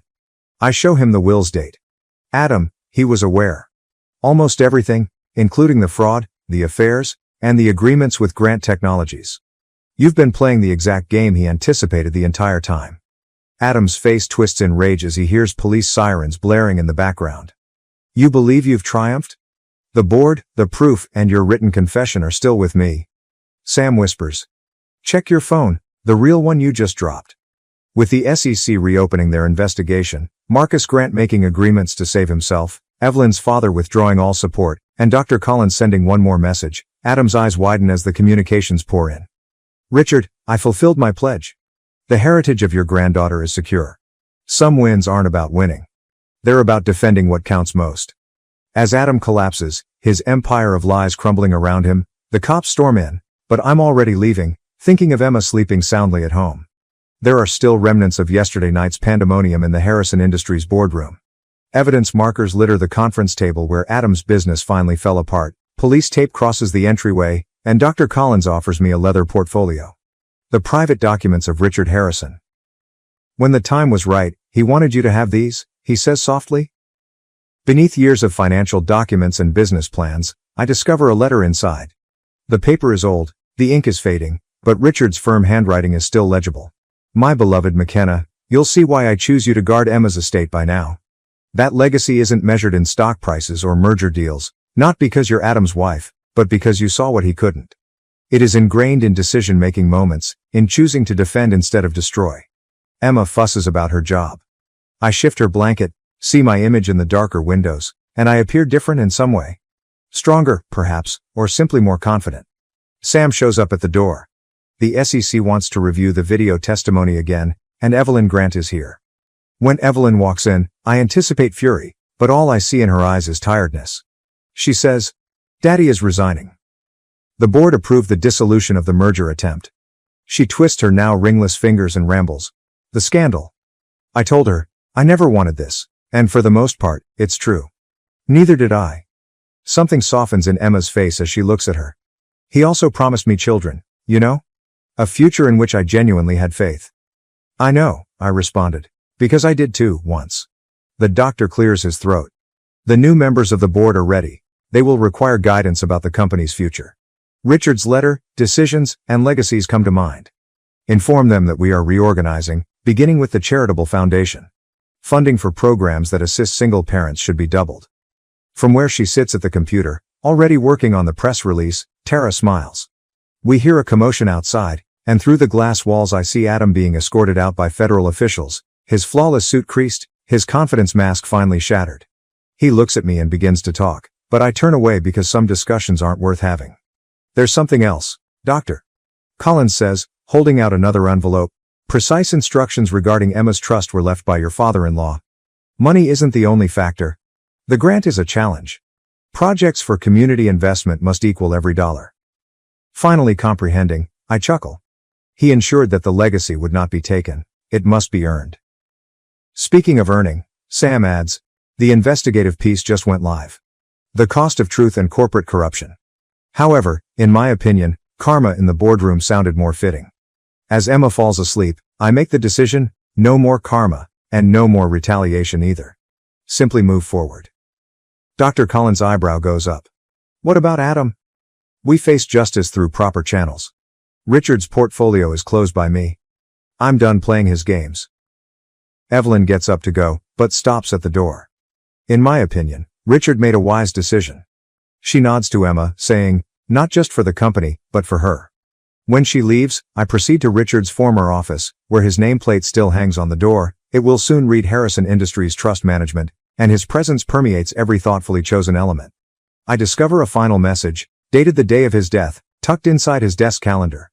Remember, knowing when to fight isn't what gives you power. Knowing when to stop is the key. I take Emma and inhale that lovely baby aroma as she wakes up, wanting attention with her father's determination but mercifully without any of his calculation. Are you prepared to return home? From the doorway, Sam asks. I corrected him, gathered our belongings, and said, not home. Forward. We bring lawyers, restructuring plans, and 1,000 decisions concerning Emma's future tomorrow, as reporters outside wait with questions about scandal and redemption. But now, in this silent triumph, I realize what Richard had known all along. Sometimes the best form of retaliation isn't demolishing what others have created, but rather creating something better out of the ashes they left behind. Thank you for watching. If you haven't subscribed yet, please do so and hit the notification bell to stay updated with more shocking real-life stories happening around you. My sister has always been manipulative and cruel, yet my parents favored her as their golden child. Ada for showing them her true nature. Lisa, my 18-year-old younger sister, is the real embodiment of evil on earth, in my opinion. I am a 23-year-old woman. I have attempted to persuade my parents to see the truth over the years, but they have never trusted me, until now. For background, I have always had a tense relationship with my parents, mostly because of Lisa. My mother lost a kid due to a miscarriage, which had a profound impact on her, which is why my parents cherish her. A few years later, Lisa was born, and was considered their miracle child, a ray of happiness and optimism that eased the anguish of their earlier loss. My parents made her the center of our family's existence by lavishing her with love and care. To be clear, when we were kids, I adored my younger sister. Simply put, I began to gradually realize that Lisa possessed a remarkable gift for manipulation that none of my relatives could match. She was skilled at playing the victim and knew how to make the scenario work in her favor. Our grandparents once gave me an old pocket watch for my birthday. I was overjoyed that it was a family heirloom. Lisa continued asking me to share it with her, obviously jealous. Since it was a present for me, I declined. She attempted to convince our parents, but they were unable to stop her because it came from our grandparents. Knowing that I was afraid of spiders, Lisa put a house spider inside my pillowcase that night. I shrieked as I woke up from my sleep to the terrifying feeling of a spider crawling across my flesh. Lisa looked astonished and sympathetic as my parents hurried in. She exhibited no remorse, and later, when we were alone, she confessed with a spooky smile that she had placed the spider there to teach me a lesson. I once invited my classmate Mark over to watch a movie since I was crushing on him. To impress him, I got dressed up. Lisa giggled and purposefully spilled juice over my dress when Mark got there. In an attempt to conceal my shame, I had to change. She then wouldn't leave us alone while the movie was playing and started telling Mark embarrassing anecdotes about me as a kid. Lisa grinned and told Mark he could do a lot better than me just as he was ready to go. Mark hurried out, feeling uneasy the whole time. I have warned my parents about Lisa's antics over the years, but they have consistently written it off as her being impressionable and immature. They believed that I was the family's troublemaker, After a while, I stopped whining. While I frequently felt alienated, Lisa continued to be their favorite. I put a lot of effort into my studies, was accepted to a reputable college, and left home. But Lisa always made it plain that she hated having me around when I returned home. She tampered with my possessions, disregarded me, and cut off my conversations with our parents. In an effort to get along, my parents encouraged us to avoid going home during breaks. Instead, my parents didn't appear to object because they believed I was being independent by spending time with my friends' families. Lisa opted for community college after graduating from high school since she lacked the grades necessary for college. As a result, she was never had to leave our parents' home. I currently work in San Francisco for a multinational company, and I truly love what I do. I don't often go home, although I do occasionally communicate with my folks. I have absolutely no communication with Lisa. Let's get to the story. My father suffered a heart attack that almost killed him. Thankfully, he miraculously survived and was taken to a hospital right away. I bought tickets and traveled back home to be there for them as soon as my mother called to inform me about it. In addition to prescribing a number of drugs, the physicians also encouraged my father to begin exercising. My father told me how fortunate he was to have been saved and said he wanted to spend more time with us as a family after being released. I chose to stay at our place for a few days since I could understand his perspective. It wasn't an issue because I have the ability to work remotely at my job. But I could see that my presence was really upsetting Lisa. Since we were both older now and I didn't want to argue after our dad's heart attack, I did my best to stay away from her. Since we hadn't gone anywhere together in a while, my father proposed that we all take a family vacation one morning over breakfast. Despite my initial misgivings, I consented since I understood how important it was to my dad. Lisa, on the other hand, was not happy about it but was forced to follow the plan. All of our travel and lodging arrangements were handled by my father. Since I sincerely wanted to spend time with my parents, I prepared my leave of absence in advance and told my coworkers not to get in touch with me during this period. However, I discovered that my airline ticket had been canceled when we got to the airport. My father asserted that he had purchased and paid for my ticket, and we exchanged perplexed glances. After more research, I discovered that the ticket bearing my name had been inexplicably canceled out of the four. I looked at Lisa as I stood there trying to make sense of what was happening. The devious smirk on her face was one I had seen so many before, the exact expression she would wear after successfully executing one of her cunning ploys. She was the one who had canceled my ticket, most likely from my father's computer, I knew at that same moment. She simply stood there grinning at me when I began to yell at her. Lisa had canceled my ticket since she didn't want me on the family trip in the first place, I told my dad. My mother didn't believe me at all and said, "Your sister would never do something like that." She also accused me of being envious of my younger sister and said that my ticket being canceled was just a random accident. In an attempt to defend it, my father also suggested that I shouldn't hold Lisa responsible and that it might have been an airline error. My parents' inability to believe that their cherished miracle child could be responsible for such dishonesty completely irritated me. But there was nothing I could do now. There were no other flights scheduled for that day, and my ticket had already been canceled. Even though I might be able to get a flight the next day, I didn't look forward to going home, finding a new flight, and going it alone. This was meant to be a family vacation, after all. Additionally, I was terrified of having to stay in the same room as Lisa while on the vacation. Although I had thought she had changed over the years, I couldn't help but wonder what other plans she might have to ruin my vacation if she was responsible for canceling my plane ticket. At first, my father was apprehensive, saying they might all return home and arrange another vacation at a later time. But then he began to talk about how long it had been since he had taken a holiday. According to my mother, I frequently travel for work and wouldn't miss anything if I didn't go. I felt upset by their remarks because they seemed to be gently pressuring me to let them depart without me. They immediately agreed when I informed them they might stay on vacation if they so desired. I was disappointed that they didn't care if I joined them or not, even though I didn't want the money I had paid for the tickets and accommodations to be wasted. It became evident that they had no problem traveling as a family of 3 for the family holiday.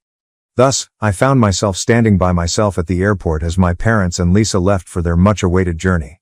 Instead of spending a lonely day at our family home, I made the decision to go back to my home in San Francisco.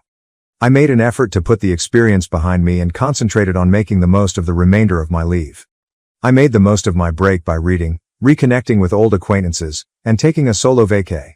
At times during the trip, my parents would video call me to express how much they were having fun without me. It seemed as though my absence had no bearing whatsoever on their trip. I wasn't devastated that I missed the trip, but I couldn't get rid of the sense of alienation, It was just another example of the favoritism that had always pervaded our family. But it came as a surprise when I wished for my parents to finally see Lisa for who she really was. My mother had left me multiple missed calls when I woke up a few days into their vacation. I called her back right away since I was worried that my father's health would suddenly deteriorate. Fortunately, she answered, although her voice was very upset. She told me that something really upsetting had happened when I asked whether everything was well. It seems that my father's vital cardiac meds were running out every day, and my parents had observed this. This was concerning since, given his precarious condition, my father could not afford to skip his medication. They were unsure if they could locate substitutes because they were in a strange nation. They looked everywhere in their room but couldn't find anything. Then, while using Lisa's hotel room to borrow sunscreen, my mother found all the missing pills hidden on Lisa's bedside table. It was a terrifying revelation. At last, my parents came to the realization that their cherished miracle child had been purposefully endangering and threatening my father's health. When my mother inquired as to whether they ought to speak with Lisa, her voice wavered. I suggested that they hold off until they got home in order to collect their ideas and supporting documentation. It would be pointless to confront Lisa right away because she was a skilled manipulator and would probably make up excuses. But that night, something unexpected occurred. Despite my caution, my parents must have gone up to Lisa. My father called me late at night and told me that Lisa was in jail. His voice was shaking. I was taken aback. He described how Lisa threw a complete fit when they asked her about the drugs. She hurled things, yelled obscenities, and mostly attacked my father, saying he had purchased a ticket for me when he ought never to have permitted me to join them on their family trip. Lisa promised my parents that she would give them a lesson they would never forget if they remained in my company. She snapped, and things quickly got out of hand until someone at the hotel phoned the police. Lisa was taken into custody after she refused to calm down and insulted the officers when they arrived. After a few hours, Lisa was freed, but at that point, my parents were powerless. My parents sought to postpone their flight since they were desperate to get home. But they found that their wallets and passports were gone. It turned out that they were stranded in a distant nation because Lisa had either concealed or thrown away their passports. My parents started to see Lisa for who she truly was for the first time. Having always stood up for Lisa, my mother was suddenly overcome, astonished, and upset at the discovery of her angelic daughter's true identity. They lacked the funds and paperwork to take a plane back, so she called me and begged for assistance. I informed her that they needed to locate their passports before I could transfer funds via Western Union. I was sure Lisa hadn't thrown them away. At last, my parents began to see that I had been telling the truth about Lisa's shenanigans the entire time. Despite not include me in the trip, they expressed regret for their actions and gratitude for my assistance. It was difficult to overlook the years of partiality that had cost me their love, even if I wanted to forgive them. Update 1. My parents contacted with information every day, and I became more and more nervous. My parents threatened to contact the police once more if Lisa didn't return their passports once she was released from jail. Lisa had no choice except to show where she had concealed them. My parents confronted Lisa when they got home and instructed her to gather her things and go.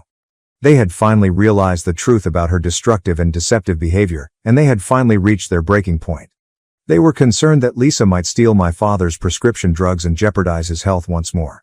Another yelling match resulted from this altercation. Lisa vented her rage and contempt by making false accusations about my parents. She stated that she felt pushed to the brink when they invited me on the trip and that she didn't want to share them with anybody else.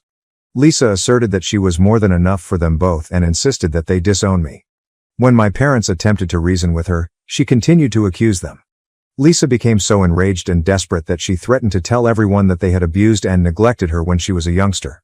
She intensified her threats, saying that if they persisted in demanding that she leave, she would go to the police and make false allegations against them.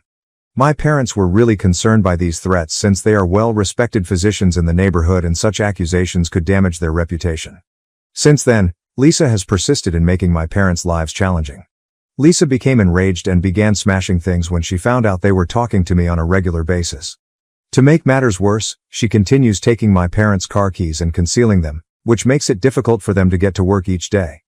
My mother phoned me crying just tonight following yet another unfortunate event. Lisa wanted my mother to prepare dinner for her, so she threw a fit and yelled. Lisa went on a frenzy and broke furniture all around the home when my mother refused, claiming she was exhausted from work. Then, in order to keep our parents from sleeping, she withdrew to her room and turned up the music. My parents are suffering greatly emotionally and mentally as a result of the situation, which is getting worse. Although I had hoped they would realize Lisa's true character, I now fear she could actually endanger them. I can't even go back home because I could set her off even more, which would result in more violent altercations. I'm making every effort to get my parents to seek legal advice in order to resolve this recurring issue once and for all.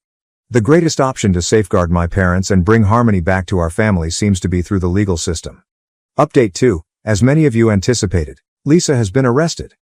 This was an unavoidable result of her growing shenanigans. She attacked our parents with a knife one evening following a furious dispute. They had to call the police because they were so terrified. Lisa was quickly arrested by officers on assault allegations.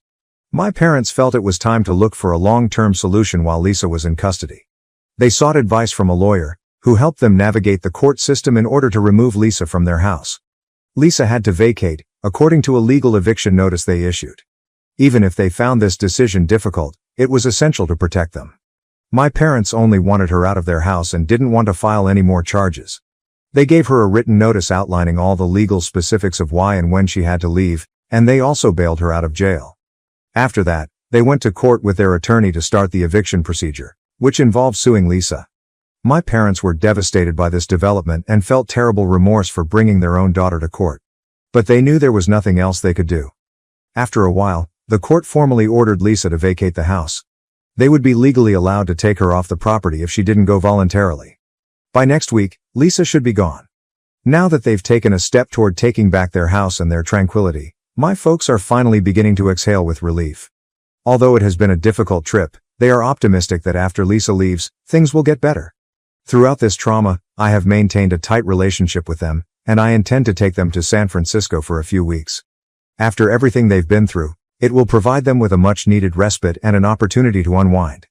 I'm excited to get to know them better and help them in any way that I can.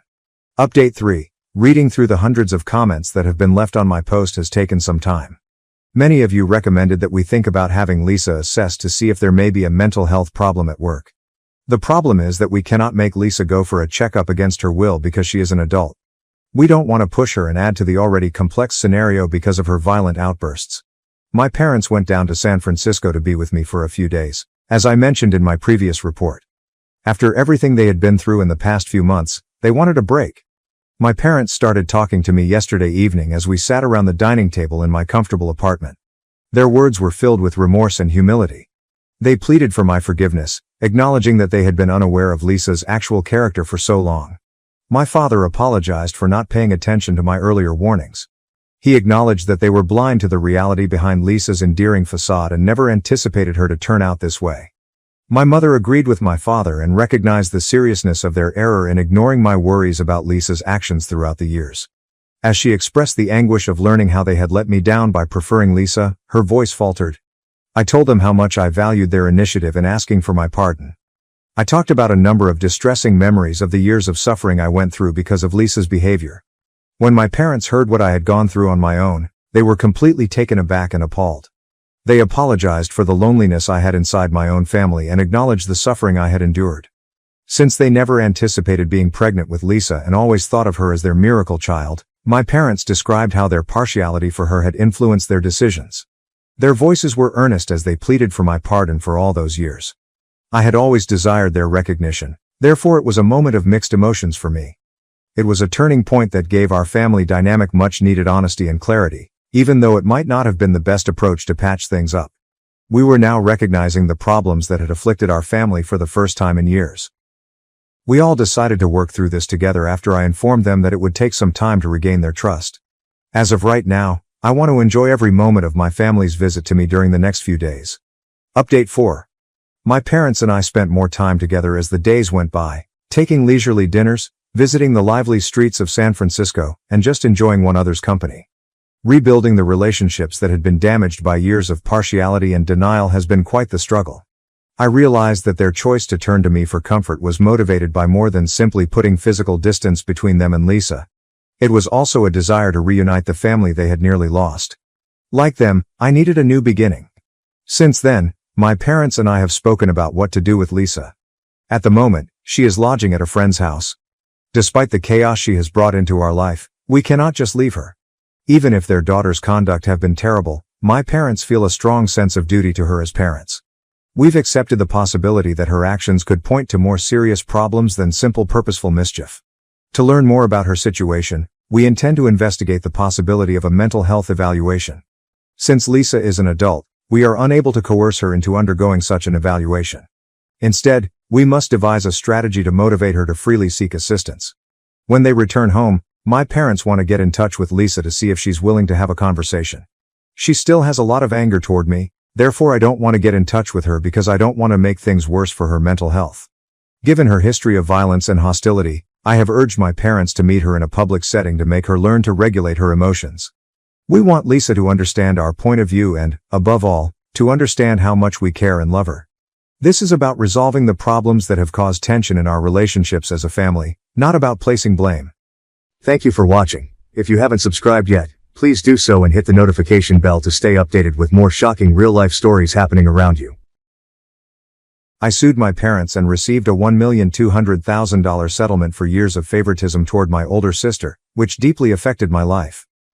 I sued my parents for manipulating my golden sister and received a settlement of $1,200,000.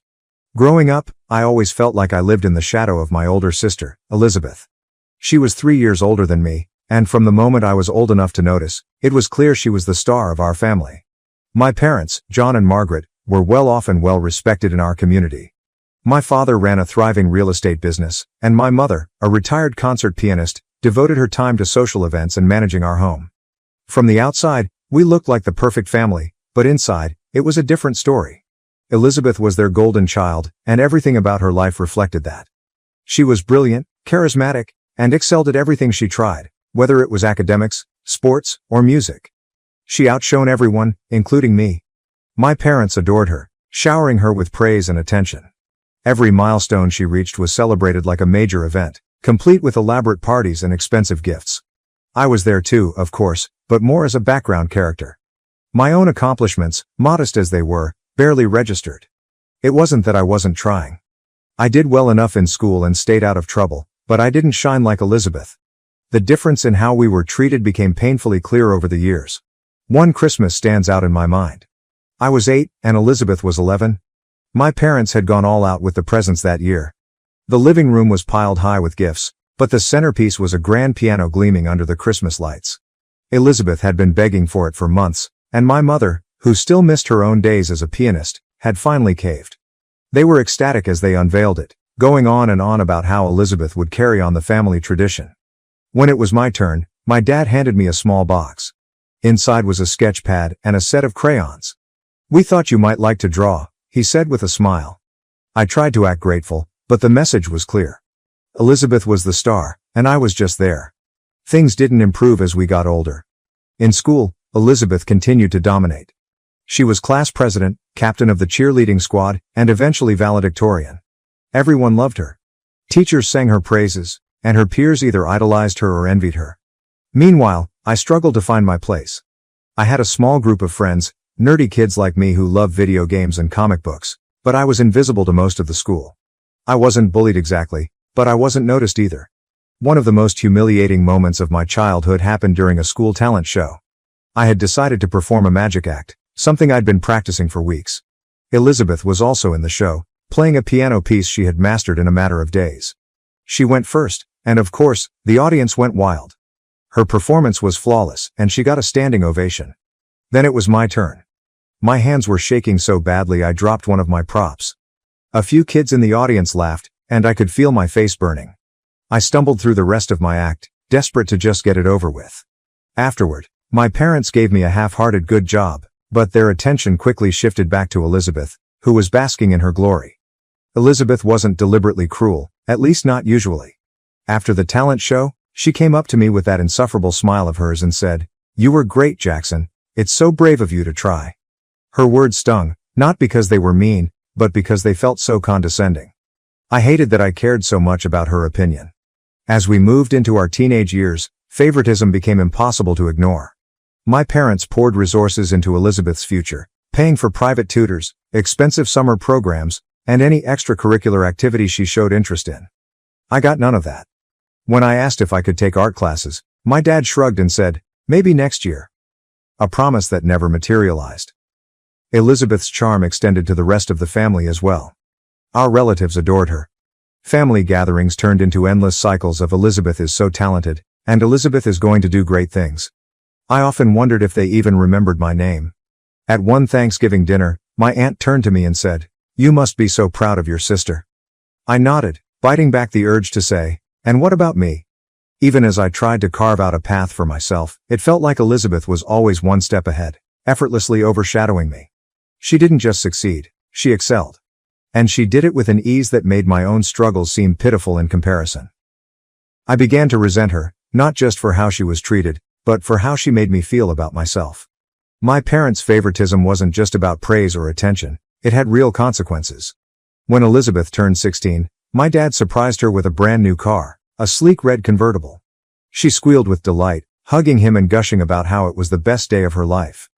2 years later, when I turned 16, I got the keys to our old family sedan, a beat-up station wagon with a busted radio and a sagging roofliner.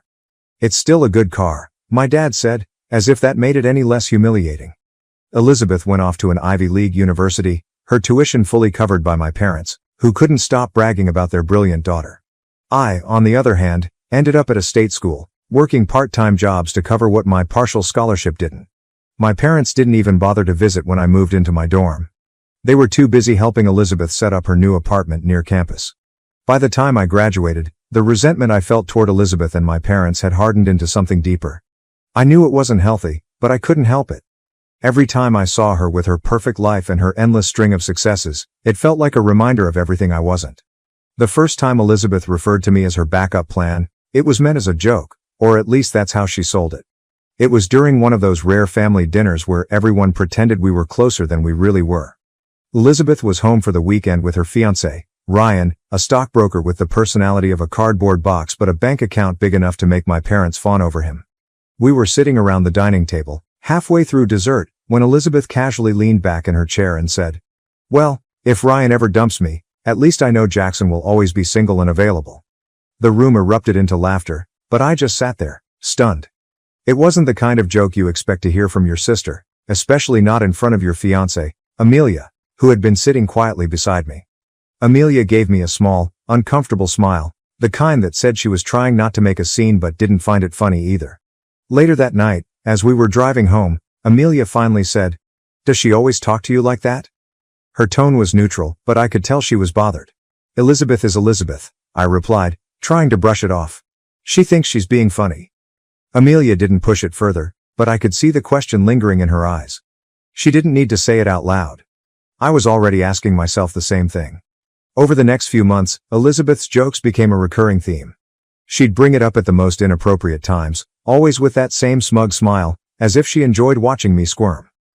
At first, I tried to laugh it off, but it was hard not to take it personally. It didn't help that Ryan found it hilarious.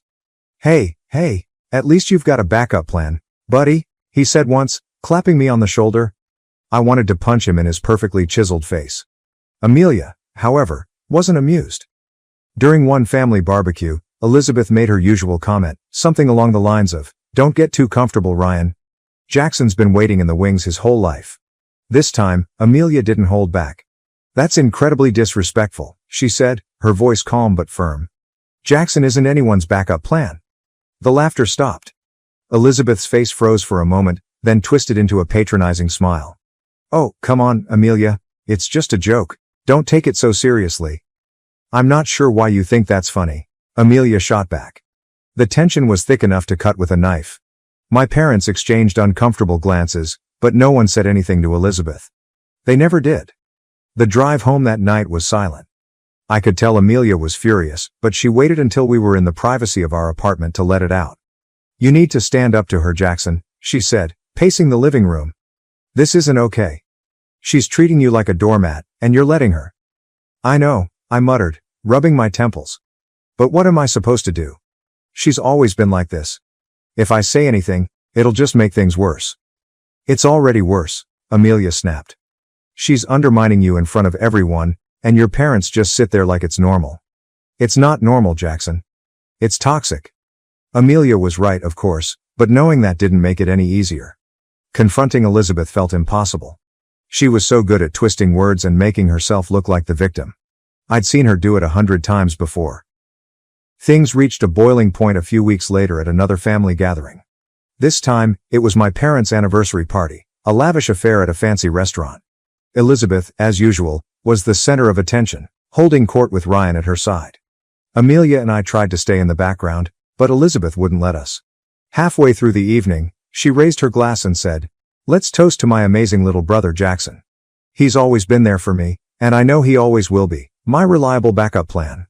The room went silent. Everyone turned to look at me, waiting to see how I'd react. Amelia's hand tightened on my arm, a silent plea for me to say something. My heart was pounding, but I forced myself to stand up. "Elizabeth," I said, my voice shaking slightly, "I don't know what your problem is, but I'm not your backup plan.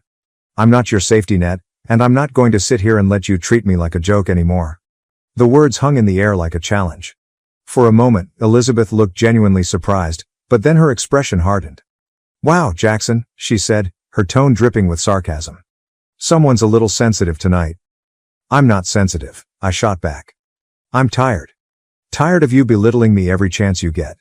It's not funny, and it's not okay." To my surprise, a few people at the table nodded in agreement. Even Ryan looked uncomfortable, but my parents predictably tried to smooth things over. "Let's not ruin the evening," my mom said, her voice tight. "Elizabeth didn't mean anything by it." "Yes, she did," I replied. "And you've let her get away with it for years." That was the moment I realized just how deep the dysfunction ran. My parents weren't going to change. Elizabeth wasn't going to change. The only thing I could change was how I responded to it. Amelia was proud of me for standing up to Elizabeth, but the fallout wasn't pretty. Elizabeth stopped speaking to me for weeks, which honestly felt more like a blessing than a punishment. My parents tried to guilt-trip me into apologizing, saying I'd overreacted and ruined the party, but I didn't budge. For the first time in my life, I put my own feelings above keeping the peace, and it felt liberating. Of course, Elizabeth didn't stay quiet for long. When she finally did reach out, it was under the guise of clearing the air, but it quickly became clear she had no intention of apologizing. Instead, she doubled down, claiming I had misinterpreted her jokes and accusing Amelia of turning me against her. That conversation ended with me hanging up the phone, something I'd never dared to do before. It was a small act of defiance, but it felt monumental. For the first time, I wasn't just Elizabeth's overshadowed little brother. I was my own person, and I wasn't going to let her or anyone else treat me like anything less. The family dinner started like any other. Tense, formal, and pretending to be something it wasn't. My parents had invited us all over for a special evening, a phrase that always made me suspicious. Elizabeth arrived late, as usual, sweeping into the room with Ryan at her side and an air of self-importance that was impossible to ignore. Amelia and I were already seated, making polite conversation with my parents, John and Margaret, and a few extended family members. Aunt Linda, Uncle Robert, and my cousin Claire, who always seemed like she wanted to be anywhere but with us. Elizabeth barely glanced at me as she made her grand entrance, throwing her arms around my mother and exclaiming, "You look amazing, Mom! Did you lose weight?" Her charm was always dialed to maximum in these settings, and my parents lapped it up like thirsty dogs. Ryan followed behind, carrying a bottle of wine that he presented to my father like it was a peace offering. "Thought this might pair well with dinner," he said, his smile as practiced as Elizabeth's. Amelia, seated beside me, squeezed my hand under the table. She hated these dinners as much as I did, but she came anyway, trying to be supportive. I appreciated her more than I could say, especially on nights like this. The meal started without much drama, the conversation staying light and focused on Elizabeth's latest achievements. She had recently been promoted at work and couldn't stop talking about how her boss had personally requested her for a high-profile project. My parents hung on her every word, nodding and smiling like proud parents at a recital. "And what about you, Jackson?" Elizabeth said suddenly, turning her attention to me with a smile that didn't reach her eyes. "What have you been up to?" The question was a trap. It always was. She didn't actually care about the answer. It was just a way to remind everyone that whatever I said would pale in comparison to her latest triumph. "Work's been good," I replied, keeping my tone neutral. "Busy, but good." Elizabeth raised an eyebrow. "That's it? No big promotions? No exciting news?" "I'm happy with where I am," I said, trying to keep my voice steady. Amelia's grip on my hand tightened. Elizabeth smirked and leaned back in her chair. "Well, as long as you're happy, I guess that's what matters." The comment stung, but I let it slide. I had learned over the years that confronting Elizabeth in front of our parents was a losing battle. They always took her side, no matter what. But tonight, I wasn't sure I could keep biting my tongue. The turning point came during dessert. My mother had baked her famous apple pie, a recipe she'd passed down from her grandmother. The conversation had shifted to family traditions, and Elizabeth naturally had taken center stage. "You know," she said, her voice dripping with fake nostalgia. "It's funny how family dynamics change over time. I mean, I'll always be the overachiever, and Jackson will always be." She trailed off, waving her fork in my direction. "Elizabeth," Amelia said sharply, breaking the awkward silence that followed. "That's enough." Elizabeth blinked, feigning innocence. "What?" "I'm just saying we all have our roles. Jackson's always been the quiet one, the dependable one. My backup plan, as I like to call him." She laughed as if that made it better. Something inside me snapped. I pushed my chair back and stood up, my hands clenched into fists at my sides. "Do you have any idea how offensive that is?" I said, my voice louder than I intended. "You've been making these comments for years, and I've had enough. I'm not your backup plan, Elizabeth. I'm not your safety net, and I'm not going to let you keep treating me like this." The room went dead silent. My father set down his fork, his expression darkening. My mother looked as though I had just slapped her. Elizabeth, meanwhile, looked more amused than anything else. "Oh, come on, Jackson," she said, rolling her eyes. "You're overreacting. It's a joke." "It's not a joke," I shot back. "It's degrading, and you know it. You use these jokes to belittle me and make yourself feel superior." My father's voice cut through the tension like a knife. "That's enough, Jackson. Sit down." I turned to him, incredulous. "Are you serious? She's been insulting me for years, and you've never said a word. But the moment I stand up for myself, I'm the problem?" "Elizabeth didn't mean anything by it," my mother said, her voice tight. "You're making a scene over nothing." "Nothing?" I said, my voice shaking. "This isn't nothing. She's been undermining me my whole life, and you've let her. You've encouraged it." "Jackson," my father said, his tone warning. "You're out of line."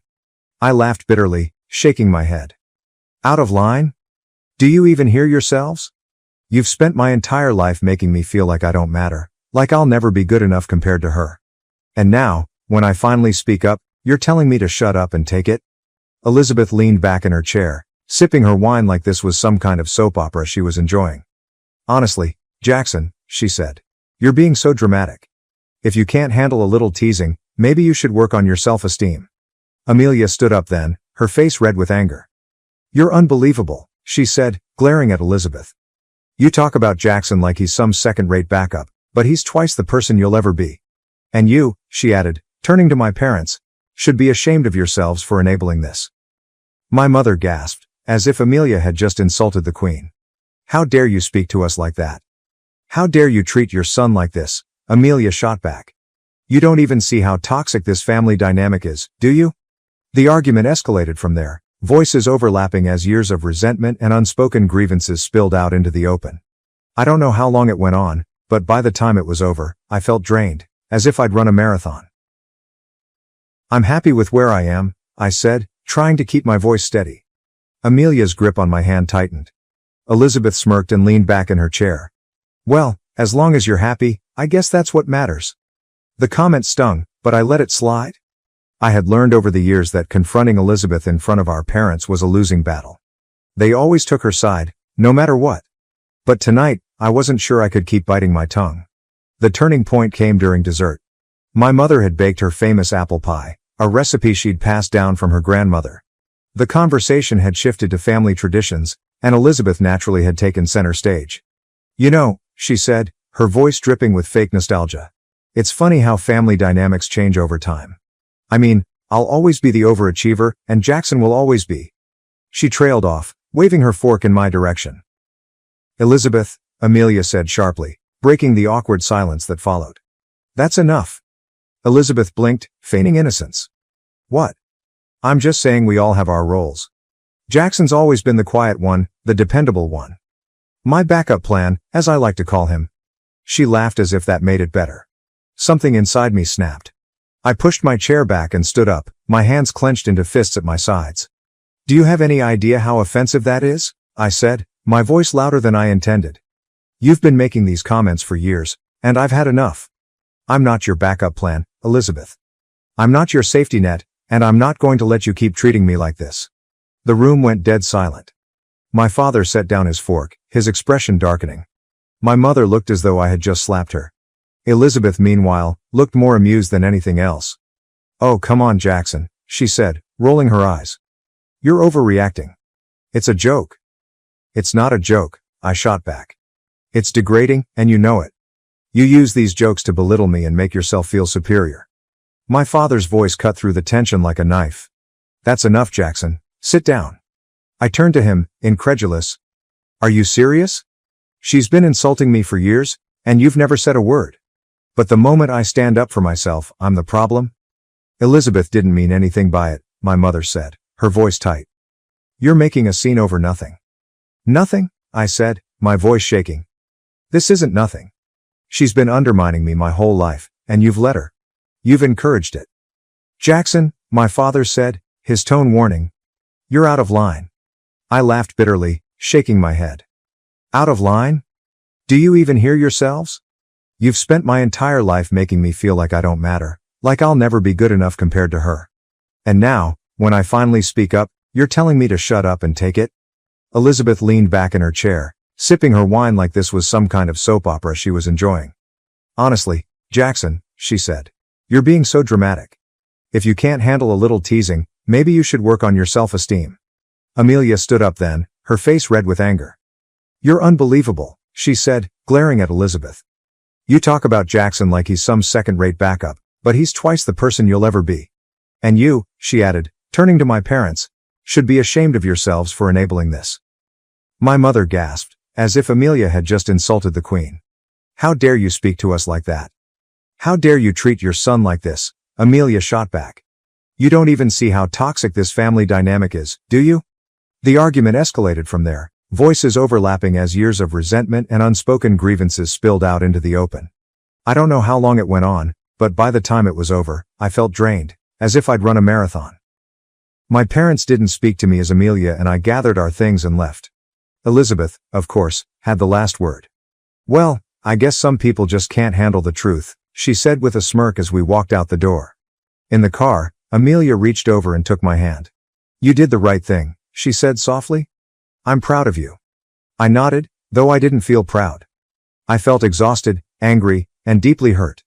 But for the first time in my life, I had stood up for myself, and that had to count for something. The drive home from that disastrous dinner was silent for a while, the only sound coming from the hum of the engine. Amelia sat beside me, her arms crossed tightly, her face a storm of emotions. I could feel the anger radiating off her, but beneath it, there was something else, concern for me. Finally, she broke the silence. "You can't keep doing this, Jackson." I tightened my grip on the steering wheel. "I know." "No," she said, her voice firmer now. "I don't think you do. Tonight wasn't just another bad dinner, it was a wake-up call. Your family doesn't respect you. They don't care about your feelings, and they never will unless you set boundaries." She was right, of course, but the thought of distancing myself from my family felt like tearing off a piece of myself. As toxic as they were still my parents, still my sister. The idea of walking away felt both terrifying and freeing. We got home, and as I dropped my keys on the counter, Amelia turned to me, her eyes softening. "You deserve better than this, Jackson. You've worked hard for everything you have, and you can't let them keep taking from you, emotionally or otherwise." That last part hit me like a brick. Amelia had brought up concerns about my family's financial ties to me before, especially after I started making a decent living. My parents had a habit of borrowing money that was never repaid, and Elizabeth, ever the opportunist, had hinted more than once about how I could help her out if she and Ryan ever hit a rough patch.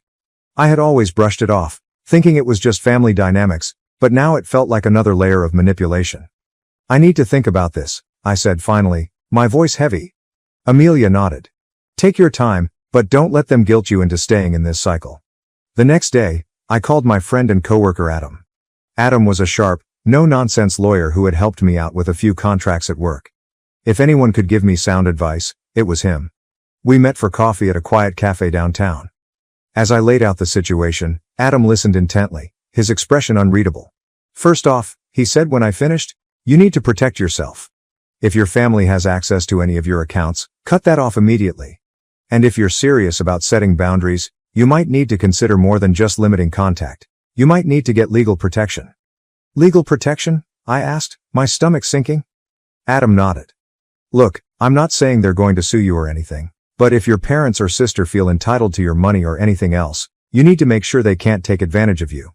That means reviewing your assets, setting up trusts if necessary, and maybe even writing a formal letter making your boundaries clear.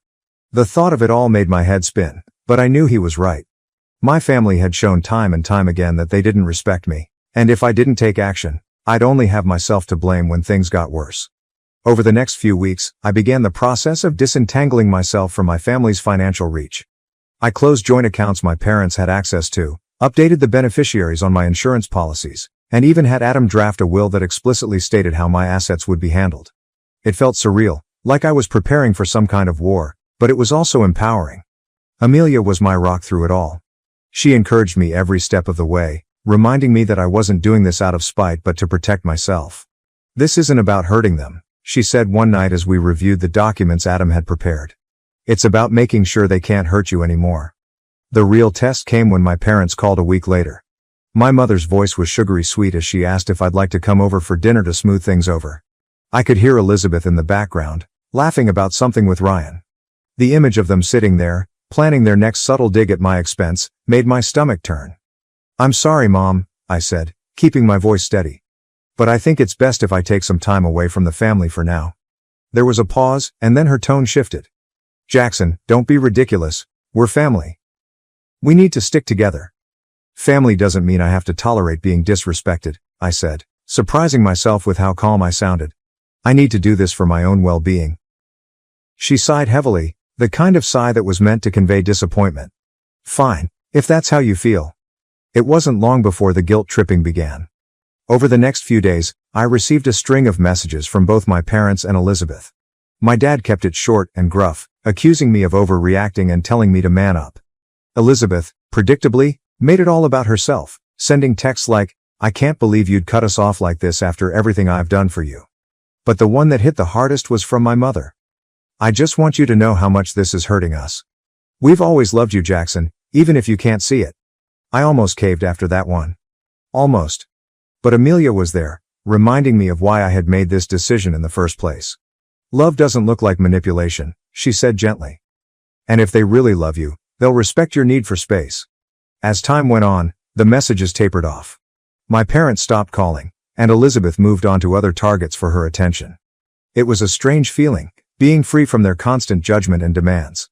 Lonely at times, yes, but also liberating.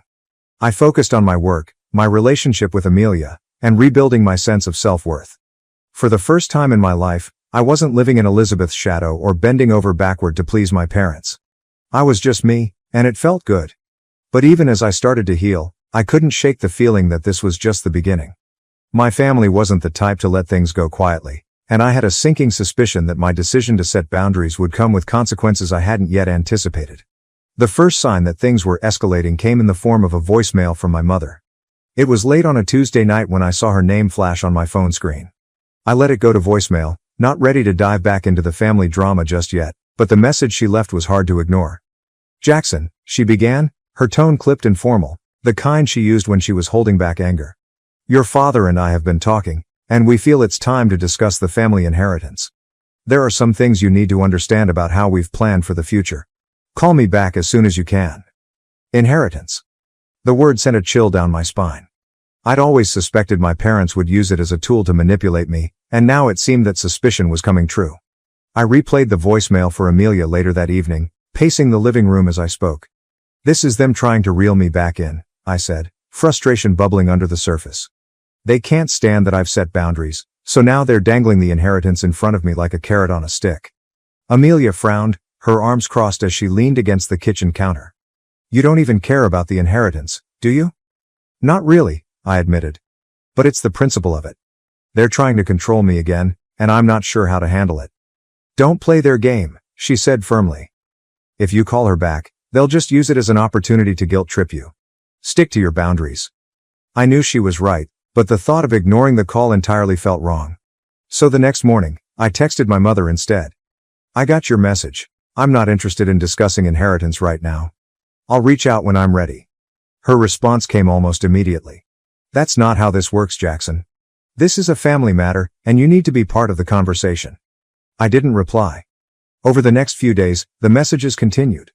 My father chimed in as well, sending curt texts about responsibility and respect for the family legacy. I tried to ignore them, but it was exhausting, like fighting a battle I hadn't signed up for.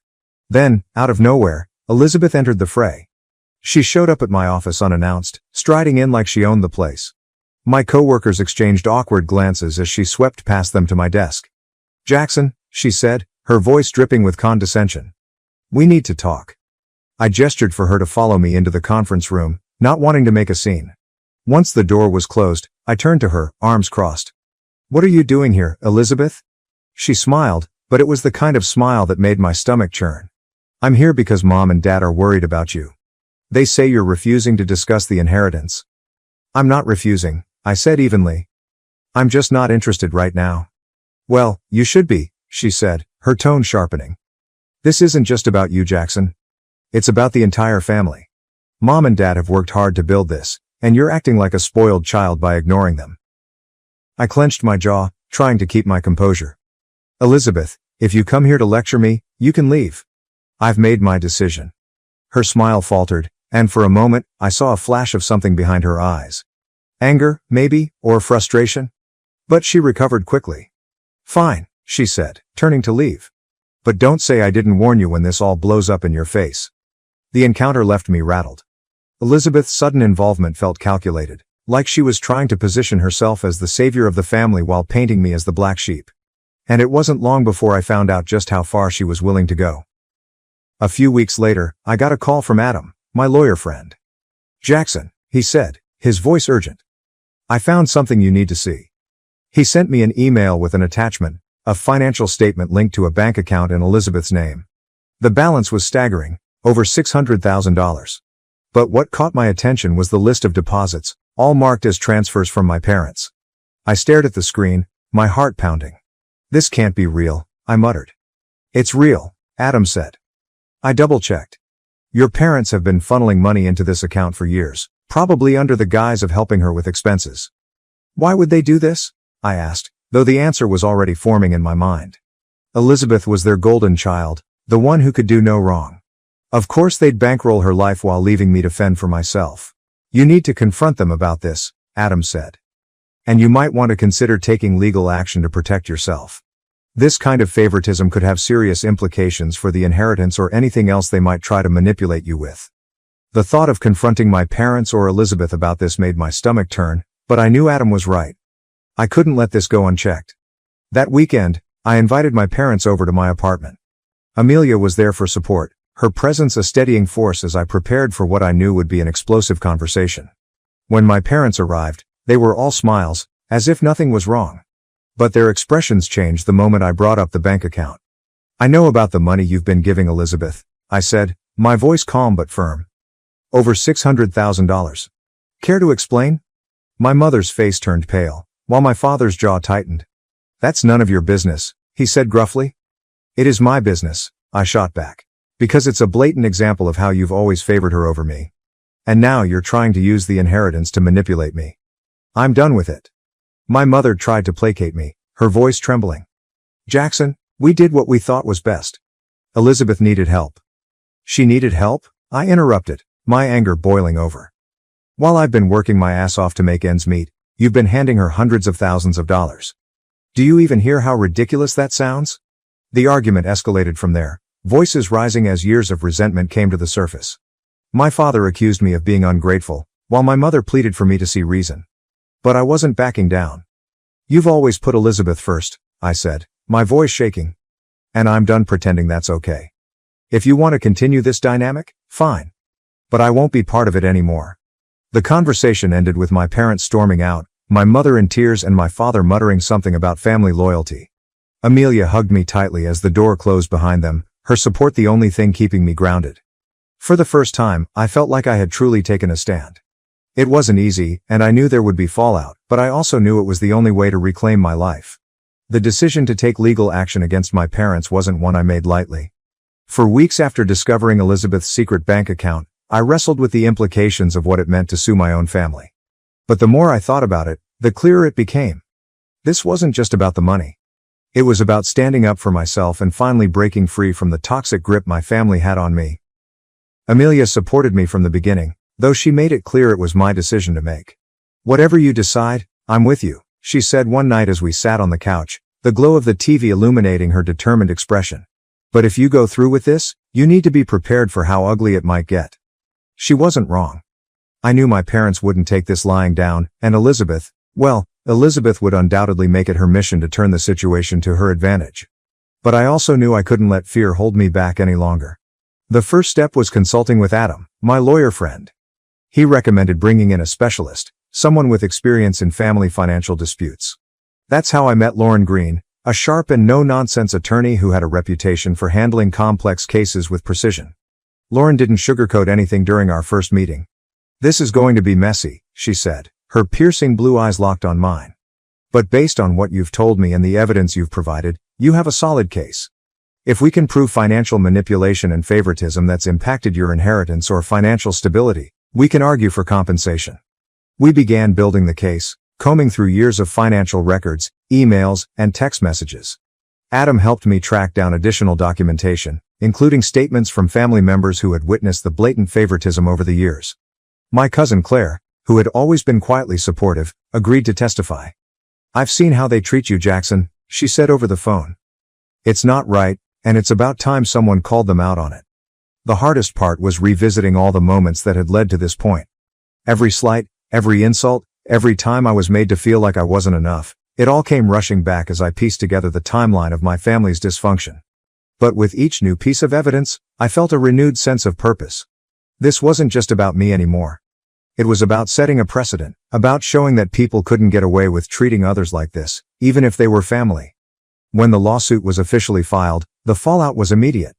My parents were furious, of course, but their anger was eclipsed by their disbelief. They genuinely seemed to think I wouldn't have the nerve to go through with it. My father called me the day after the filing, his voice cold and clipped. "You're making a mistake, Jackson," he said. "You're going to regret this." "I think the only mistake I've made is letting this go on for as long as it has," I replied, my voice steady despite the knot in my stomach. "This isn't about revenge, Dad. It's about justice." Elizabeth, predictably, was livid. She sent me a series of scathing text messages, accusing me of tearing the family apart and betraying her. "You're nothing but a selfish, ungrateful brat," one message read. "Mom and Dad gave you everything, and this is how you repay them." I didn't bother responding. I knew anything I said would only fuel her rage. The court proceedings began a few months later, and true to Lauren's prediction, it was messy. My parents' lawyer, a smarmy man named Victor Crane, tried to paint me as a greedy, ungrateful son who was lashing out because of jealousy. He brought up every instance where my parents had helped me financially, twisting the narrative to make it seem like I was the one taking advantage of them. But Lauren was ready for him. She methodically dismantled his arguments, presenting evidence of the blatant favoritism and manipulation that had defined my upbringing. She called witnesses who testified about the disparity in how my parents treated me versus Elizabeth, and she presented the damning financial records that showed the hundreds of thousands of dollars funneled into Elizabeth's secret account. The most shocking moment came when Lauren called Elizabeth to the stand. She was visibly annoyed, her usual confidence faltering under the weight of the cross-examination. Lauren didn't hold back, pressing her on the specifics of the bank account and the reasons behind the massive transfers from my parents. At first, Elizabeth tried to deflect, claiming the money was for necessary expenses and that my parents had offered it willingly. But when Lauren presented an email exchange between Elizabeth and my mother, in which Elizabeth explicitly demanded more money to cover her lifestyle, her facade cracked. "This is ridiculous," Elizabeth snapped, her voice rising.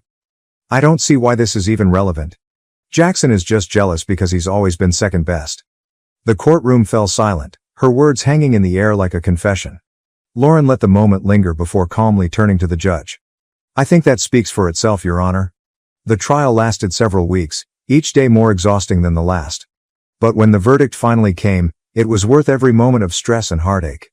The judge ruled in my favor, citing clear evidence of financial manipulation and emotional harm. My parents were ordered to pay $1.2 million in compensation, a sum that felt less like a windfall and more like a validation of everything I had endured. The victory was bittersweet.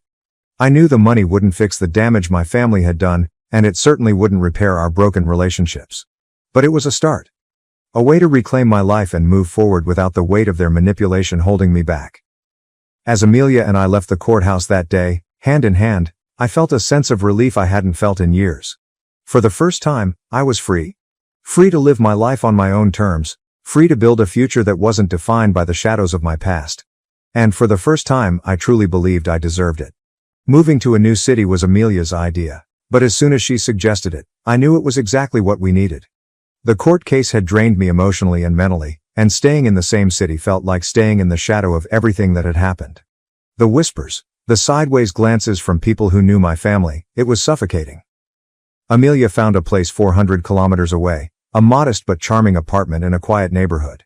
It wasn't flashy, but it had everything we needed, space to start fresh and enough distance from my family to feel like a new chapter. Packing up our lives and saying goodbye to the city I had lived in for so long was bittersweet, but as we drove out of town that morning, I felt an unfamiliar sense of hope stirring in my chest. The new city was different, quieter, friendlier. Our neighbors introduced themselves on the first day, a retired couple named Greg and Marcia who lived across the hall. Greg was a handyman with a knack for fixing anything, and Marcia baked enough cookies to feed an army. "If you ever need anything, just knock," she said with a warm smile, handing us a plate of still warm chocolate chip cookies. I wasn't used to this kind of welcome. It felt foreign but comforting.